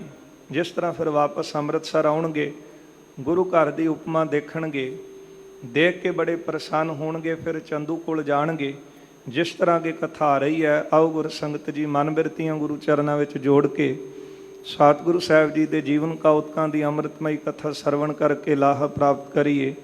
ਆਪ ਸਾਰੀ ਹੀ ਸੰਗਤ ਦਿਓ ਅਸੀਸ, ਰਸਨਾ ਕਰੋ ਪਵਿੱਤਰ, ਪਿਆਰ ਸਤਿਕਾਰ ਸਹਿਤ ਉਚਾਰਨ ਕਰੋ ਜੀ। ਸਤਨਾਮ ਸ੍ਰੀ ਵਾਹਿਗੁਰੂ ਸਾਹਿਬ ਜੀ। ਸਤਨਾਮ ਸ੍ਰੀ ਵਾਹਿਗੁਰੂ ਸਾਹਿਬ ਜੀ। ਕਬਿਤ ਫਿਰੇ ਚਾਰ ਔਰ ਮੈਂ ਲਾਹੌਰਪੁਰ ਗਏ ਪੁਨਾ। ਇਹ ਰਿਸ਼ਤਾ ਲੱਭਦਿਆਂ ਚਾਰੇ ਦਿਸ਼ਾਵਾਂ ਦੇ ਵਿੱਚ ਫਿਰੇ ਹਨ। ਕਈ ਇਲਾਕਿਆਂ ਵਿੱਚ ਫਿਰੇ, ਛੋਟੇ ਵੱਡੇ ਨਗਰਾਂ ਵਿੱਚ ਫਿਰੇ, ਫਿਰ ਲਾਹੌਰ ਪਹੁੰਚ ਗਏ ਹਨ। ਕਹਿਓ ਬਹੁ ਲੋਕਨ ਮੈਂ ਦਿੱਲੀ ਹੂੰ ਤੇ ਆਏ ਹੈ। ਲਾਹੌਰ ਵਿੱਚ ਪਹੁੰਚ ਕੇ ਤੇ ਬਹੁਤ ਲੋਕਾਂ ਨੂੰ ਮਿਲੇ ਨੇ ਤੇ ਉਹਨਾਂ ਲੋਕਾਂ ਨੂੰ ਦੱਸਿਆ ਕਿ ਅਸੀਂ ਦਿੱਲੀ ਤੋਂ ਆਏ ਆ। ਚੰਦੂ ਕੇ ਮਨੇਂਦੇ ਹਮ ਖੋਜਤ ਬਿਲੰਦ ਫਿਰੇ। ਦੱਸਦੇ ਨੇ ਲੋਕਾਂ ਨੂੰ ਕਿ ਅਸੀਂ ਚੰਦੂ ਦੇ ਸਮਾਨ ਕੋਈ ਘਰ ਲੱਭ ਰਹੇ ਹਾਂ, ਉਹਦੀ ਧੀ ਵਾਸਤੇ ਅਸੀਂ ਰਿਸ਼ਤਾ ਲੱਭ ਰਹੇ ਹਾਂ। ਪ੍ਰਾਪਤ ਨ ਭਇਓ ਬਹੁ ਥਾਨ ਮੈਂ ਸੁਣਾਏ ਹੈ। ਬਹੁਤ ਥਾਵਾਂ ਦੇ ਉੱਤੇ ਅਸੀਂ ਗੱਲ ਦੱਸੀ ਹੈ, ਪਰ ਹਲੇ ਤੱਕ ਸਾਨੂੰ ਚੰਦੂ ਦੇ ਸਮਾਨ ਕੋਈ ਘਰ ਨਹੀਂ ਮਿਲਿਆ। ਉਹਦੇ ਸਮਾਨ ਉਹਦੇ ਬਰਾਬਰ ਕੋਈ ਘਰ ਨਹੀਂ ਲੱਭ ਰਿਹਾ, ਕਿਉਂਕਿ ਹਿੰਦੁਸਤਾਨ ਦਾ ਬਾਦਸ਼ਾਹ ਜਹਾਂਗੀਰ ਤੇ ਜਹਾਂਗੀਰ ਦਾ ਵਜ਼ੀਰ ਹੈ ਚੰਦੂ। ਤੇ ਫਿਰ ਸਾਰੇ ਲੋਕਾਂ ਨੇ ਜਿਹੜੇ ਕੰਮ ਕਰਾਉਣੇ ਹੁੰਦੇ ਸੀ, ਛੋਟੇ ਮੋਟੇ ਰਾਜਿਆਂ ਨੇ, ਉਹਨਾਂ ਨੇ ਪਹਿਲਾਂ ਆ ਕੇ ਵਜ਼ੀਰ ਨੂੰ ਹੀ ਮਿਲਣਾ ਹੁੰਦਾ ਹੈ ਤੇ ਵਜ਼ੀਰ ਦੇ ਹੱਥ ਜਿਹੜੀ ਹੈ ਉਹ ਸਾਰੀ ਕੁੰਡੀ ਹੁੰਦੀ। ਇਸ ਕਰਕੇ ਚੰਦੂ ਉਸ ਸਮੇਂ ਬੜਾ ਧਨਾੜ ਪੁਰਸ਼ ਸੀ ਤੇ ਇਸ ਤਰ੍ਹਾਂ ਇਹਨਾਂ ਨੇ ਜਾ ਕੇ ਦੱਸਿਆ, ਤੇ ਪਰ ਇਹਨਾਂ ਨੂੰ ਕਿਤੇ ਵੀ ਜਿਹੜਾ ਸੀ ਉਹ ਚੰਦੂ ਦੇ ਘਰ ਵਰਗਾ ਅਮੀਰ ਘਰਾਣਾ ਨਾ ਲੱਭਾ। ਹੋਤੇ ਕਿਛ ਸਿੱਖ ਤਿਨੋ ਗੁਰੂ ਕੀ ਸਿਫਤ ਕੀ ਨਾ। ਲਾਹੌਰ ਦੇ ਵਿੱਚ ਕੁਝ ਸਿੱਖਾਂ ਦੇ ਘਰ ਸਨ ਤੇ ਜਦੋਂ ਉਹਨਾਂ ਸਿੱਖਾਂ ਨੇ ਗੱਲ ਸੁਣੀ ਹੈ ਤੇ ਇਹਨਾਂ ਨੇ ਜਾ ਕੇ ਕਿਹਾ ਕਿ ਕੋਈ ਘਰ ਦੱਸੋ ਜਿਹੜਾ ਅਮੀਰ ਘਰਾਣਾ ਹੋਵੇ, ਉੱਚੀ ਜਾਤੀ ਵਾਲੇ ਹੋਣ। ਉੱਥੋਂ ਦੇ ਲਾਹੌਰ ਦੇ ਸਿੱਖਾਂ ਨੇ ਗੱਲ ਸੁਣੀ ਤੇ ਸੁਣ ਕੇ ਗੁਰੂ ਘਰ ਦੀ ਸਿਫਤ ਕੀਤੀ ਕਿ ਗੁਰੂ ਨਾਨਕ ਸਾਹਿਬ ਜੀ ਦਾ ਘਰ ਸਾਰਿਆਂ ਤੋਂ ਉੱਚਾ ਹੈ, ਵੱਡਾ ਤੇਰਾ ਦਰਬਾਰ, ਸੱਚਾ ਤੁਧ ਤਖਤ। ਉਸ ਸਮੇਂ ਜਦੋਂ ਇਹਨਾਂ ਨੇ ਲਾਗੀ ਅਤੇ ਬ੍ਰਾਹਮਣ ਪਾਸੋਂ ਗੱਲ ਸੁਣੀ ਤੇ ਸਿੱਖਾਂ ਨੇ ਗੁਰੂ ਘਰ ਦੀ ਸਿਫਤ ਕੀਤੀ ਹੈ। ਧਾਨਿਆਨ ਗਾਨ ਨਿਤ ਸੰਗਤ ਚੜਾਏ ਹੈ। ਸਿੱਖ ਕਹਿਣ ਲੱਗੇ ਕਿ ਅਣਗਿਣਤ ਸੰਗਤਾਂ ਆਉਂਦੀਆਂ ਨੇ ਗੁਰੂ ਘਰ ਦੇ ਵਿੱਚ ਤੇ ਬਹੁਤਾ ਧਨ ਚੜਾਉਂਦੀਆਂ ਨੇ, ਬੜੀਆਂ ਭੇਟਾਵਾਂ ਚੜਾਉਂਦੀਆਂ ਹਨ। ਉਤਮ ਮਹਾਨ ਜਿਨੈ ਮਾਨਤ ਜਹਾਨ ਬਹੁ। ਗੁਰੂ ਘਰ ਸਭ ਤੋਂ ਉੱਤਮ ਹੈ, ਸਾਰਾ ਜਹਾਨ ਸਾਰਾ ਸੰਸਾਰ ਹੀ ਗੁਰੂ ਨਾਨਕ ਸਾਹਿਬ ਜੀ ਦੇ ਘਰ ਨੂੰ ਸਿਰ ਝੁਕਾਉਂਦਾ ਹੈ। ਜਾਹਰ ਬਿਜਾ ਵਿਸਾਲ ਜਸ ਸਭ ਤੇ ਸੁਹਾਏ ਹੈ। ਜਿਨ੍ਹਾਂ ਸਤਿਗੁਰਾਂ ਦਾ ਜਸ ਬਹੁਤ ਵੱਡਾ ਹੈ ਤੇ ਸਾਰਿਆਂ ਤੋਂ ਉੱਚਾ ਜਸ ਜਿਹੜਾ ਹੈ ਉਹ ਗੁਰੂ ਨਾਨਕ ਸਾਹਿਬ ਜੀ ਦੇ ਘਰ ਦਾ ਹੈ, ਕਿਉਂਕਿ ਅਵਤਾਰੀ ਪੁਰਖ ਬੇਅੰਤੀ ਹੋਏ ਨੇ ਤੇ ਉਹਨਾਂ ਨੇ ਆ ਕਰਕੇ ਆਪੋ ਆਪਣੇ ਧਰਮ ਦੀ ਗੱਲ ਕੀਤੀ ਹੈ। ਪਰ ਇੱਕੋ ਗੁਰੂ ਨਾਨਕ ਸਾਹਿਬ ਜੀ ਦਾ ਘਰ ਹੈ ਜਿੱਥੇ ਗੁਰੂ ਨਾਨਕ ਸਾਹਿਬ ਸੱਚੇ ਪਾਤਸ਼ਾਹ ਜੀ ਨੇ ਸਾਰਿਆਂ ਨੂੰ ਇੱਕ ਜਿਹਾ ਉਪਦੇਸ਼ ਦਿੱਤਾ ਹੈ। ਖੱਤਰੀ ਬ੍ਰਾਹਮਣ ਸੂਦ ਵੈਸ ਉਪਦੇਸ਼ ਚਾਹੋ ਵਰਨਾ ਕੋ ਸਾਂਝਾ। ਤੇ ਗੁਰੂ ਨਾਨਕ ਸਾਹਿਬ ਜੀ ਦੇ ਘਰ ਫਿਰ ਸਾਰੀਆਂ ਹੀ ਸੰਗਤਾਂ ਚੱਲ ਕੇ ਆਉਂਦੀਆਂ, ਕਿ ਹਿੰਦੂ ਕੀ ਮੁਸਲਮਾਨ ਵੀਰ ਕੀ, ਸਾਰੀਆਂ ਗੋਤਾਂ ਸਾਰੀਆਂ ਜਾਤਾਂ ਵਾਲੇ ਗੁਰੂ ਨਾਨਕ ਸਾਹਿਬ ਜੀ ਦੇ ਘਰ ਆਉਂਦੇ ਨੇ। ਇਸ ਤਰ੍ਹਾਂ ਬੇਅੰਤੀ ਸੰਗਤਾਂ ਗੁਰੂ ਘਰ ਆ ਕੇ ਨਤਮਸਤਕ ਹੁੰਦੀਆਂ ਨੇ। ਕਬਿਤ ਧਨ ਯਾਰ ਬੰਸ ਤੋਂ ਬਿਦਤ ਜਿਮ ਕਹਿਓ ਤੇ ਮਾ। ਧਨ ਅਤੇ ਜਿਹੜਾ ਬੰਸ ਹੈ ਇਹ ਤਾਂ ਜਿਸ ਤਰ੍ਹਾਂ ਤੁਸੀਂ ਦੱਸ ਰਹੇ ਹੋ ਨਾ ਕਿ ਉੱਚਾ ਘਰਾਣਾ, ਉੱਚੀ ਜਾਤੀ ਤੇ ਬਹੁਤਾ ਧਨਾੜ ਘਰ ਤੁਸੀਂ ਲੱਭ ਰਹੇ ਹੋ, ਇਹ ਤਾਂ ਬਿਲਕੁਲ ਪ੍ਰਗਟ ਹੈ ਸੰਸਾਰ ਦੇ ਅੰਦਰ। ਤਿੰਨ ਕੇ ਸਪੁੱਤਰ ਭਇਓ ਤਾਂ ਕਿ ਸੁਨ ਗਾਥ ਕੋ। ਸਿੱਖ ਕਹਿੰਦੇ ਨੇ ਕਿ ਹੁਣ ਉਹਨਾਂ ਦੇ ਸਤਿਗੁਰਾਂ ਦੇ ਪੁੱਤਰ ਬਾਰੇ ਸੁਣੋ, ਕਿ ਉਹਨਾਂ ਦੀ ਗੱਲ ਸੁਣੋ ਕਿ ਉਹ ਕਿੱਡੇ ਮਹਾਨ ਹਨ। ਰਾਜ ਦਿਨ ਅੰਗ ਮੈਂ ਅਨੰਗ ਕੋ ਸਰੂਪ ਮਾਨੋ। ਗੁਰੂ ਅਰਜਨ ਦੇਵ ਸਾਹਿਬ ਦੇ ਪੁੱਤਰ ਦੀ ਗੱਲ ਦੱਸਦੇ ਹਾਂ। ਉਹਨਾਂ ਦੇ ਸੁਪੁੱਤਰ ਹਨ ਸ਼੍ਰੀ ਹਰਗੋਬਿੰਦ ਸਾਹਿਬ। ਉਸ ਸਮੇਂ ਗੁਰੂ ਹਰਗੋਬਿੰਦ ਸਾਹਿਬ ਸੱਚੇ ਪਾਤਸ਼ਾਹ ਜੀ ਦੀ ਉਮਰ 9 ਵਰ੍ਹਿਆਂ ਦੇ ਕਰੀਬ ਸੀ ਤੇ ਸੰਗਤਾਂ ਸਿੱਖ ਜਿਹੜੇ ਕਿਉਂਕਿ ਦਰਸ਼ਨ ਕਰਕੇ ਗਏ ਗੁਰੂ ਦਰਬਾਰ ਵਿੱਚੋਂ, ਸ਼੍ਰੀ ਹਰਗੋਬਿੰਦ ਸਾਹਿਬ ਜੀ ਦਾ ਸਰੂਪ ਬੜਾ ਸੁੰਦਰ ਸੀ, ਮਹਾਰਾਜ ਜੀ ਦੇ ਅੰਗ ਬੜੇ ਸੋਹਣੇ ਸਨ। ਤੇ ਕਹਿੰਦੇ ਨੇ ਸਿੱਖ ਕਿ ਸੁਣੋ ਹੁਣ, ਧਨ ਵਿੱਚ ਤਾਂ ਕੁੱਲ ਵਿੱਚ ਤਾਂ ਜਿਸ ਤਰ੍ਹਾਂ ਤੁਸੀਂ ਕਿਹਾ ਉਹਨਾਂ ਦੀ ਜਾਤੀ ਕੁੱਲ ਵੀ ਜਿਹੜੀ ਉੱਚੀ ਹੈ ਤੇ ਧਨ ਵੀ ਜਿਹੜਾ ਹੈ ਉਹ ਬੇਅੰਤ ਸੰਗਤਾਂ ਆ ਕੇ ਭੇਟ ਕਰਦੀਆਂ। ਤੇ ਉਹਨਾਂ ਦੇ ਪੁੱਤਰ ਬਾਰੇ ਤੁਹਾਨੂੰ ਦੱਸਦੇ ਹਾਂ ਕਿ ਉਹਨਾਂ ਦੇ ਜਿਹੜੇ ਅੰਗ ਹਨ ਉਹ ਸੂਰਜ ਵਾਂਗੂ ਪ੍ਰਕਾਸ਼ਮਈ ਨੇ। ਤੇ ਫਿਰ ਇਸੇ ਤਰ੍ਹਾਂ ਉਹਨਾਂ ਦਾ ਜਿਹੜਾ ਸਰੂਪ ਹੈ ਉਹ ਤਾਂ ਇਸ ਤਰ੍ਹਾਂ ਹੈ ਕਿ ਜਿਹੜਾ ਕਾਮਦੇਵ ਦਾ ਸਰੂਪ ਹੈ ਉਹਦੇ ਨਾਲੋਂ ਵੀ ਗੁਰੂ ਹਰਗੋਬਿੰਦ ਸਾਹਿਬ ਜੀ ਦਾ ਸੋਹਣਾ ਸਰੂਪ ਹੈ। ਬਾਹੋਂ ਹੈ ਪ੍ਰਲੰਬ ਮੁਖ ਰੂਪ ਨਿਸ਼ਨਾਥ ਕੋ। ਜਿਨ੍ਹਾਂ ਦੀਆਂ ਬਾਹਾਂ ਲੰਬੀਆਂ ਨੇ ਤੇ ਜਿਹੜਾ ਮੁਖ ਹੈ ਉਹ ਚੰਦਰਮਾ ਵਾਂਗੂ ਪ੍ਰਕਾਸ਼ਮਾਨ ਹੈ। ਲੋਚਨ ਵਿਸਾਲ ਤੇ ਬਲੋਕਤ ਨਿਹਾਲ ਕਰੈ। ਸ਼੍ਰੀ ਹਰਗੋਬਿੰਦ ਸਾਹਿਬ ਜੀ ਦੀਆਂ ਅੱਖਾਂ ਬੜੀਆਂ ਸੋਹਣੀਆਂ ਨੇ, ਜਿੱਧਰ ਵੀ ਦੇਖਦੇ ਹਨ ਦੇਖ ਕੇ ਸਾਰਿਆਂ ਨੂੰ ਨਿਹਾਲ ਕਰਦੇ ਹਨ। ਚਾਰੇ ਓਰ ਸੰਗਤਾਂ ਨਿਵਾਵੈ ਪਗ ਮਾਥ ਕੋ। ਚਾਰੇ ਪਾਸੋਂ ਸੰਗਤਾਂ ਆਉਂਦੀਆਂ ਨੇ ਤੇ ਗੁਰੂ ਅਰਜਨ ਦੇਵ ਸਾਹਿਬ ਜੀ ਦੇ ਸੁਪੁੱਤਰ ਸਾਹਿਬਜ਼ਾਦੇ ਸ਼੍ਰੀ ਹਰਗੋਬਿੰਦ ਸਾਹਿਬ ਦੇ ਚਰਨਾਂ ਤੇ ਵੀ ਨਮਸਕਾਰਾਂ ਕਰਦੀਆਂ ਨੇ। ਸੁਤਾ ਕੇ ਸਹਿਤ ਚੰਦੂ ਭਾਗ ਜੇ ਮਹਤ ਹੋਏ। ਸਿੱਖਾਂ ਨੇ ਤਾਂ ਗੁਰੂ ਘਰ ਦੀ ਉਪਮਾ ਕੀਤੀ, ਜਾਸੀ ਕੀਤਾ ਹੈ ਨਾ। ਕਹਿਣ ਲੱਗੇ ਚੰਦੂ ਦੇ ਸਮੇਤ ਉਹਦੀ ਧੀ ਦੇ ਵੱਡੇ ਭਾਗ ਨੇ ਜੇ ਗੁਰੂ ਘਰ ਦੇ ਨਾਲ ਸੰਬੰਧ ਜੁੜ ਜਾਵੇ, ਕਿਉਂਕਿ ਇਹ ਸੰਬੰਧ ਜੋੜਨ ਵਾਸਤੇ ਦਿੱਲੀ ਤੋਂ ਆਏ ਨੇ। ਤੇ ਸਿੱਖਾਂ ਨੇ ਕਿਹਾ ਗੁਰੂ ਘਰ ਸਭ ਤੋਂ ਵੱਡਾ ਹੈ। ਇਸੇ ਤਰ੍ਹਾਂ ਬੇਅੰਤ ਸੰਗਤਾਂ ਆ ਕੇ ਭੇਟਾਵਾਂ ਵੀ ਚੜਾਉਂਦੀਆਂ ਨੇ ਤੇ ਉਹਨਾਂ ਦੇ ਸੁਪੁੱਤਰ ਸ਼੍ਰੀ ਹਰਗੋਬਿੰਦ ਸਾਹਿਬ ਦਾ ਬੜਾ ਸੋਹਣਾ ਸਰੂਪ ਹੈ, ਜਿਨ੍ਹਾਂ ਦੇ ਜਿਹੜੇ ਅੰਗ ਨੇ ਨਾ ਇਸ ਤਰ੍ਹਾਂ ਪ੍ਰਕਾਸ਼ਮਈ ਹਨ ਜਿਸ ਤਰ੍ਹਾਂ ਸੂਰਜ ਦਾ ਪ੍ਰਕਾਸ਼ ਆਉਂਦਾ ਹੈ। ਮਹਾਰਾਜ ਜੀ ਦੇ ਜਿਹੜੇ ਨੇਤਰ ਹਨ ਉਹ ਬੜੇ ਸੁੰਦਰ ਹਨ ਤੇ ਮੁਖ ਜਿਹੜਾ ਹੈ ਉਹ ਚੰਦਰਮਾ ਵਾਂਗੂ ਬੜਾ ਸੋਹਣਾ ਹੈ। ਜਿਸ ਤਰ੍ਹਾਂ ਚੰਦਰਮਾ ਠੰਡਕ ਦਿੰਦਾ ਹੈ, ਗੋਲ ਹੈ, ਇਸ ਤਰ੍ਹਾਂ ਸ਼੍ਰੀ ਹਰਗੋਬਿੰਦ ਸਾਹਿਬ ਜੀ ਦਾ ਮੁਖੜਾ ਬੜਾ ਸੁੰਦਰ ਹੈ। ਨੇਤਰ ਜਿਹੜੇ ਹਨ ਉਹ ਅੱਖਾਂ ਜਿਹੜੀਆਂ ਨੇ ਉਹ ਮੋਟੀਆਂ ਹਨ ਤੇ ਦੇਖਦੇ ਹਨ ਸੰਗਤਾਂ ਵੱਲ ਤੇ ਨਿਹਾਲ ਹੀ ਕਰ ਦਿੰਦੇ। ਜਿਸ ਤਰ੍ਹਾਂ ਕਿਸੇ ਦੀ ਤੱਕਣੀ ਬੜੀ ਸੋਹਣੀ ਹੁੰਦੀ ਹੈ ਤੇ ਜਦੋਂ ਵੀ ਕਿਸੇ ਵੱਲ ਦੇਖਦਾ ਹੈ ਤੇ ਦੇਖ ਕਰਕੇ ਮਨ ਨੂੰ ਮੋਹ ਲੈਂਦਾ ਹੈ। ਪਰ ਸਤਿਗੁਰੂ ਤਾਂ ਅਵਤਾਰੀ ਪੁਰਖ ਹਨ ਤੇ ਮਹਾਰਾਜ ਜੀ ਦੇ ਨੇਤਰ ਬੜੇ ਸੁੰਦਰ ਨੇ ਤੇ ਕਹਿਣ ਲੱਗੇ ਕਿ ਜਿੱਧਰ ਨੂੰ ਵੀ ਦੇਖਦੇ ਹਨ ਸ਼੍ਰੀ ਹਰਗੋਬਿੰਦ ਸਾਹਿਬ ਉਹ ਸਿੱਖਾਂ ਦੇ ਮਨਾਂ ਨੂੰ ਮੋਹ ਲੈਂਦੇ ਹਨ। ਤੇ ਜੇ ਕਿਤੇ ਚੰਦੂ ਦੀ ਧੀ ਦਾ ਸੰਬੰਧ ਇਹਨਾਂ ਨਾਲ ਬਣ ਜਾਵੇ ਨਾ ਤੇ ਚੰਦੂ ਦੇ ਸਮੇਤ, ਉਹਨਾਂ ਦੀ ਧੀ ਦੇ ਸਮੇਤ ਚੰਦੂ ਦੇ ਵੀ ਭਾਗ ਵੱਡੇ ਹੋਣਗੇ। ਬਣੈ ਸੰਬੰਧ ਤਬ ਸਤਿਗੁਰੂ ਸਾਥ ਕੋ। ਜੇ ਗੁਰੂ ਘਰ ਦੇ ਨਾਲ ਇਹਨਾਂ ਦਾ ਸੰਬੰਧ ਜੁੜ ਜਾਵੇ। ਕਬਿਤ ਸੁਣ ਦਿਜ ਬਾਰੇ ਔਰ ਹਰਖ ਆਦਿਕ ਧਾਰ। ਜਦੋਂ ਬ੍ਰਾਹਮਣ ਨੇ ਇਹ ਗੱਲ ਲਾਹੌਰ ਦੇ ਸਿੱਖਾਂ ਤੋਂ ਸੁਣੀ ਹੈ ਤੇ ਸੁਣ ਕੇ ਉਹ ਜਿਹੜਾ ਬ੍ਰਾਹਮਣ ਸੀ ਬੜਾ ਖੁਸ਼ ਹੋਇਆ। ਗੁਰੂ ਬਾਰ ਗੁਰੂ ਪਾਇਓ ਵਿਚਰਤ ਗਏ ਹਾਰ। ਸੁਣ ਕੇ ਬੜਾ ਪ੍ਰਸੰਨ ਹੋਇਆ ਕਿ ਅਸੀਂ ਬਹੁਤ ਥਾਵਾਂ ਤੇ ਵਿਚਰੇ ਆਂ, ਫਿਰੇ ਆਂ, ਪਰ ਫਿਰਦਿਆਂ ਥੱਕ ਗਏ, ਹਾਰ ਗਏ ਆਂ। ਕਿਤੋਂ ਵੀ ਸਾਨੂੰ ਇੰਨਾ ਸੋਹਣਾ ਵਰ ਨਹੀਂ ਸੀ ਮਿਲਿਆ ਜਿੰਨੀ ਸੋਹਣੀ ਗੱਲ ਇਹ ਸਾਨੂੰ ਦੱਸ ਰਹੇ ਹਨ। ਰੂਪਵਤੀ ਕੰਨਿਆ ਹੋਤੀ ਬਾਲਕ ਸੁਣਿਓ ਸੁਤੈਸੋ। ਤੇ ਜਿਸ ਤਰ੍ਹਾਂ ਸੁਣਿਆ, ਜਿਸ ਤਰ੍ਹਾਂ ਚੰਦੂ ਦੀ ਧੀ ਬੜੀ ਸੁੰਦਰ ਹੈ, ਉਸੇ ਤਰ੍ਹਾਂ ਅਸੀਂ ਸੁਣਿਆ ਹੈ ਕਿ ਸ਼੍ਰੀ ਗੁਰੂ ਅਰਜਨ ਦੇਵ ਸਾਹਿਬ ਉਹਨਾਂ ਦੇ ਸੁਪੁੱਤਰ ਸ਼੍ਰੀ ਹਰਗੋਬਿੰਦ ਸਾਹਿਬ ਉਹਨਾਂ ਦਾ ਸਰੂਪ ਬੜਾ ਸੋਹਣਾ ਹੈ। ਦੇਰ ਨਾ ਬਣਤ ਅਬ ਗਮਨੈ ਤਨੋਕ ਦਵਾਰ। ਹੁਣ ਸਾਨੂੰ ਦੇਰ ਨਹੀਂ ਕਰਨੀ ਚਾਹੀਦੀ ਤੇ ਛੇਤੀ ਨਾਲ ਅਸੀਂ ਉਹਨਾਂ ਦੇ ਦਰਬਾਰ ਵਿੱਚ ਚੱਲੀਏ। ਜਾਣ ਪੈ ਅਰੂੜ ਕਰ ਆਨੰਦ ਅਰੂੜ ਕਰ। ਬਹੁਤੀ ਛੇਤੀ ਇਹਨਾਂ ਨੇ ਆਪੋ ਆਪਣੀਆਂ ਸਵਾਰੀਆਂ ਤੇ ਸਵਾਰ ਹੋ ਗਏ ਤੇ ਲਾਹੌਰ ਤੋਂ ਚੱਲੇ ਹਨ। ਪੰਥ ਮੈਂ ਭਿਆਨੇ ਬਾਦ ਚਿਤ ਮੈਂ ਵਿਚਾਰ ਚਾਰ। ਰਸਤੇ ਵਿੱਚ ਚਲਦਿਆਂ ਚਲਦਿਆਂ ਚਿੱਤ ਵਿੱਚ ਵਿਚਾਰ ਕਰਦੇ ਹਨ। ਰਾਮਦਾਸ ਪੁਰੀ ਮੈਂ ਪ੍ਰਵੇਸ਼ ਭਏ ਆਣਕਾਰ। ਬੜੇ ਖੁਸ਼ ਹਨ ਤੇ ਇੱਕ ਦੂਜੇ ਨਾਲ ਗੱਲਾਂ ਕਰਦੇ ਜਾਂਦੇ ਨੇ ਕਿ ਅਸੀਂ ਤਾਂ ਦੂਰ ਦੂਰ ਤੱਕ ਘੁੰਮ ਕੇ ਦੇਖ ਲਿਆ, ਥੱਕ ਗਏ। ਸਾਨੂੰ ਕਿਤੇ ਵੀ ਇੰਨਾ ਸੋਹਣਾ ਘਰ ਨਹੀਂ ਸੀ ਮਿਲਿਆ ਜਿੰਨਾ ਸੋਹਣਾ ਘਰ ਸਿੱਖਾਂ ਨੇ ਦੱਸਿਆ। ਇਸ ਤਰ੍ਹਾਂ ਚਲਦਿਆਂ ਚਲਦਿਆਂ ਲਾਹੌਰ ਤੋਂ ਅੰਮ੍ਰਿਤਸਰ ਪਹੁੰਚ ਗਏ ਹਨ। ਸਦਾ ਸਰ ਹੀਰ ਕੈ ਪ੍ਰਸੰਨਤਾ ਵਿਸ਼ੇਸ਼ ਧਾਰ। ਇੱਥੇ ਆਉਂਦਿਆਂ ਹੀ ਜਦੋਂ ਇਹਨਾਂ ਨੇ ਅੰਮ੍ਰਿਤਸਰ ਦੇ ਦਰਸ਼ਨ ਕੀਤੇ ਨੇ ਨਾ ਤੇ ਗੁਰੂ ਸਾਹਿਬ ਜੀ ਦਾ ਪਾਵਨ ਫਰਮਾਨ ਹੈ ਕਿ ਦੁਨੀਆ ਦੇ ਵਿੱਚ ਵਿਦਵਾਨਾਂ ਨੇ ਖੋਜ ਕਰਕੇ ਦੇਖ ਲਈ ਕਿ ਇਸ ਧਰਤੀ ਤੋਂ, ਇਸ ਅਸਥਾਨ ਤੋਂ ਸੋਹਣਾ ਥਾਂ ਹੋਰ ਕਿਤੇ ਵੀ ਨਹੀਂ। ਇਸ ਲਈ ਗੁਰੂ ਸਾਹਿਬ ਜੀ ਨੇ ਇਹ ਬਚਨ ਕਹੇ ਨੇ, ਡਿੱਠੇ ਸਭੇ ਥਾਂ ਨਹੀਂ ਤੁਧ ਜਿਹੇ। ਅੰਮ੍ਰਿਤਸਰ ਸਿਫਤੀ ਦਾ ਘਰ, ਪ੍ਰਭ ਹਰਮੰਦਰ ਸੋਹਣਾ ਤਿਸ ਮੈਂ ਮਾਣਕ ਲਾਲ।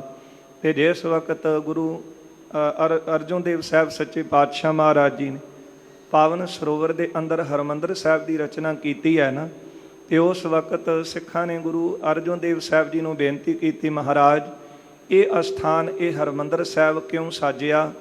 ਤੇ ਗੁਰੂ ਅਰਜਨ ਦੇਵ ਸਾਹਿਬ ਸੱਚੇ ਪਾਤਸ਼ਾਹ ਜੀ ਨੇ ਸਿੱਖਾਂ ਦੀ ਇਹ ਬੇਨਤੀ ਸੁਣ ਕੇ ਪਾਵਨ ਰਸਨਾ ਤੋਂ ਮੁਬਾਰਕ ਬਚਨ ਉਚਾਰਨ ਕੀਤੇ। ਹਰ ਮੰਦਰ ਹਰ ਸਾਜਿਆ, ਸੰਤ ਭਗਤ ਗੁਣ ਗਾਵੇ ਰਾਮ। ਗੁਰੂ ਅਰਜਨ ਦੇਵ ਸਾਹਿਬ ਜੀ ਦੇ ਬਚਨ ਆਪਾਂ ਸ੍ਰੀ ਗੁਰੂ ਗ੍ਰੰਥ ਸਾਹਿਬ ਜੀ ਦੇ ਅੰਦਰ ਪੜ੍ਹਦੇ ਹਾਂ। ਸਤਿਗੁਰਾਂ ਨੇ ਕਿਹਾ, ਗੁਰ ਸਿੱਖੋ ਹਰ ਮੰਦਰ ਹਰ ਸਾਜਿਆ, ਸੰਤ ਭਗਤ ਗੁਣ ਗਾਵੇ ਰਾਮ। ਇਹ ਹਰਮੰਦਰ ਸਾਹਿਬ ਦੀ ਰਚਨਾ ਅਕਾਲ ਪੁਰਖ ਵਾਹਿਗੁਰੂ ਜੀ ਨੇ ਆਪ ਕੀਤੀ। ਗੁਰੂ ਰਾਮਦਾਸ ਸਾਹਿਬ ਸੱਚੇ ਪਾਤਸ਼ਾਹ ਅਕਾਲ ਪੁਰਖ ਦਾ ਸਰੂਪ ਹਨ ਤੇ ਗੁਰੂ ਰਾਮਦਾਸ ਸਾਹਿਬ ਜੀ ਦੀ ਆਗਿਆ ਦੇ ਨਾਲ ਹਰਮੰਦਰ ਸਾਹਿਬ ਦੀ ਰਚਨਾ ਹੋਈ। ਕਿਉਂ ਕੀਤੀ? ਸੰਤ ਭਗਤ ਗੁਣ ਗਾਵੇ ਰਾਮ, ਸੰਤਾਂ ਤੇ ਭਗਤਾਂ ਦੇ ਅਕਾਲ ਪੁਰਖ ਦੇ ਗੁਣ ਗਾਉਣ ਵਾਸਤੇ। ਇੱਥੇ ਜਿਹੜੇ ਆ ਕੇ ਅਕਾਲ ਪੁਰਖ ਦੇ ਗੁਣ ਗਾਉਣਗੇ ਨਾ, ਉਹ ਸ਼ਾਂਤ ਆਤਮਾ ਵਾਲੇ ਭਗਤ ਜਨ ਜਿਹੜੇ ਹਨ ਉਹ ਰੱਬੀ ਸਿਫਤ ਕਰਨਗੇ ਇੱਥੇ ਬੈਠ ਕੇ। ਇਸ ਕਰਕੇ ਹਰਿਮੰਦਰ ਸਾਹਿਬ ਦੀ ਰਚਨਾ ਹੋਈ। ਸਾਧ ਸੰਗਤ ਦੂਰ ਦਰਾੜਿਓਂ ਸੰਗਤਾਂ ਚੱਲ ਕੇ ਆਉਂਦੀਆਂ ਨੇ, ਜਦੋਂ ਆ ਕੇ ਹਰਿਮੰਦਰ ਸਾਹਿਬ ਦੇ ਦਰਸ਼ਨ ਕਰਦੀਆਂ ਤੇ ਦਰਸ਼ਨ ਕਰਦਿਆਂ ਇੱਕ ਅਲੌਕਿਕ ਨਜ਼ਾਰਾ ਜਿਹੜਾ ਉਹ ਸਾਹਮਣੇ ਬਣਦਾ ਹੈ। ਦਰਸ਼ਨ ਦੇਖਤ ਹੀ ਸੁਧ ਕੀ ਨਾ ਸੁਧ ਰਹੀ, ਬੁੱਧ ਕੀ ਨਾ ਬੁੱਧ ਰਹੀ, ਮਤ ਮੇ ਨਾ ਮਤ ਹੈ। ਐਸਾ ਨਜ਼ਾਰਾ ਬਣਦਾ ਹੈ। ਉਸ ਸਮੇਂ ਜਦੋਂ ਇਹ ਬ੍ਰਾਹਮਣ ਅਤੇ ਲਾਗੀ ਚੱਲ ਕੇ ਆਏ, ਹਰਿਮੰਦਰ ਸਾਹਿਬ ਦੇ ਆ ਕੇ ਦਰਸ਼ਨ ਕੀਤੇ, ਦਰਸ਼ਨ ਕਰਦਿਆਂ ਹੀ ਬੜੀ ਪ੍ਰਸੰਨਤਾ ਹੋਈ, ਬੜੀ ਖੁਸ਼ੀ ਹੋਈ ਹੈ। ਸਵਈਆ ਅੰਦਰ ਸ੍ਰੀ ਹਰਿਮੰਦਰ ਕੀ, ਜਦੋਂ ਹਰਿਮੰਦਰ ਸਾਹਿਬ ਦੇ ਅੰਦਰ ਗੁਰ ਸੁੰਦਰ ਰੂਪ ਬਿਰਾਜਤ ਹੈ। ਸੋਹਣੇ ਸਰੂਪ ਵਾਲੇ ਸਤਿਗੁਰੂ ਜੀ ਬਿਰਾਜਮਾਨ ਹਨ। ਸੰਗਤ ਆਵਤ ਹੈ ਇੱਕ ਜਾਤ, ਇੱਕ ਸੰਗਤਾਂ ਦਰਸ਼ਨ ਕਰਨ ਵਾਸਤੇ ਆ ਰਹੀਆਂ ਨੇ ਤੇ ਇੱਕ ਦਰਸ਼ਨ ਕਰਕੇ ਜਾ ਰਹੀਆਂ ਨੇ। ਜਿਸ ਤਰ੍ਹਾਂ ਅੱਜ ਆਪ ਦਰਸ਼ਨ ਕਰਦੇ ਹੋ ਸ੍ਰੀ ਹਰਿਮੰਦਰ ਸਾਹਿਬ ਦੇ, ਇੱਕ ਸੰਗਤਾਂ ਦਰਸ਼ਨ ਕਰਨ ਵਾਸਤੇ ਆਉਂਦੀਆਂ ਨੇ, ਕਤਾਰਾਂ ਬਣ ਕੇ ਖਲੋਤੀਆਂ ਹਨ, ਤੇ ਦੂਸਰੀਆਂ ਸੰਗਤਾਂ ਦਰਸ਼ਨ ਕਰਕੇ ਵਾਪਸ ਜਾ ਰਹੀਆਂ ਨੇ। ਜਿੰਨੀਆਂ ਸੰਗਤਾਂ ਆਉਂਦੀਆਂ ਉਨੀਆਂ ਵਾਪਸ ਜਾਂਦੀਆਂ ਨੇ। ਪਰ ਸਵੇਰ ਤੋਂ ਸ਼ਾਮ ਤੱਕ ਆਪਾਂ ਦੇਖ ਲਈਏ ਕਿ ਇੱਥੇ ਕਤਾਰ ਦੇ ਵਿੱਚ ਕੋਈ ਫਰਕ ਨਹੀਂ ਪੈਂਦਾ। ਇੱਥੇ ਤਾਂ ਸੰਗਤਾਂ ਵੱਧਦੀਆਂ ਹੀ ਜਾਂਦੀਆਂ ਨੇ, ਕਿਤੇ ਵੀ ਸੰਗਤ ਕੋਈ ਘਟਦੀ ਨਹੀਂ ਹੈ। ਇਸੇ ਤਰ੍ਹਾਂ ਦੀ ਉਸ ਵੇਲੇ ਇਹਨਾਂ ਨੇ ਮਹਾਰਾਜ ਜੀ ਦੇ ਘਰ ਦੀ ਉਪਮਾ ਤੇ ਸ਼ੋਭਾ ਅੱਖੀਂ ਦੇਖ ਲਈ। ਆ ਕੇ ਕੀ ਦੇਖਿਆ, ਹਰਿਮੰਦਰ ਸਾਹਿਬ ਸੁੰਦਰ ਦਰਬਾਰ ਦੇ ਦਰਸ਼ਨ ਹੋਏ ਨੇ ਤੇ ਹਰਿਮੰਦਰ ਸਾਹਿਬ ਦੇ ਅੰਦਰ ਗੁਰੂ ਸਾਹਿਬ ਜੀ ਆਪ ਬਿਰਾਜਮਾਨ। ਜਿਸ ਤਰ੍ਹਾਂ ਅੱਜ ਗੁਰੂ ਗ੍ਰੰਥ ਸਾਹਿਬ ਜੀ ਦਾ ਪ੍ਰਕਾਸ਼ ਹੈ ਅੰਦਰ, ਤੇ ਗੁਰੂ ਗ੍ਰੰਥ ਸਾਹਿਬ ਜੀ ਦਾ ਪ੍ਰਕਾਸ਼ ਗੁਰੂ ਅਰਜਨ ਦੇਵ ਸਾਹਿਬ ਜੀ ਨੇ ਆਪ ਕਰਵਾਇਆ ਤੇ ਆਪ ਵੀ ਸਤਿਗੁਰੂ ਅੰਦਰ ਬਿਰਾਜਦੇ। ਇੱਕ ਸੰਗਤਾਂ ਦਰਸ਼ਨਾਂ ਲਈ ਆਉਂਦੀਆਂ ਨੇ ਤੇ ਇੱਕ ਦਰਸ਼ਨ ਕਰਕੇ ਜਾ ਰਹੀਆਂ ਹਨ। ਨਿਹਾਰਤ ਹੀ ਅਗ ਭਾਜਤ ਹੈ, ਜਿਨ੍ਹਾਂ ਸਤਿਗੁਰਾਂ ਦੇ ਦਰਸ਼ਨ ਕੀਤਿਆਂ ਹੀ ਅਗ ਭਾਜਤ ਹੈ। ਅਗ ਨਾਮ ਪਾਪਾਂ ਦਾ ਹੈ।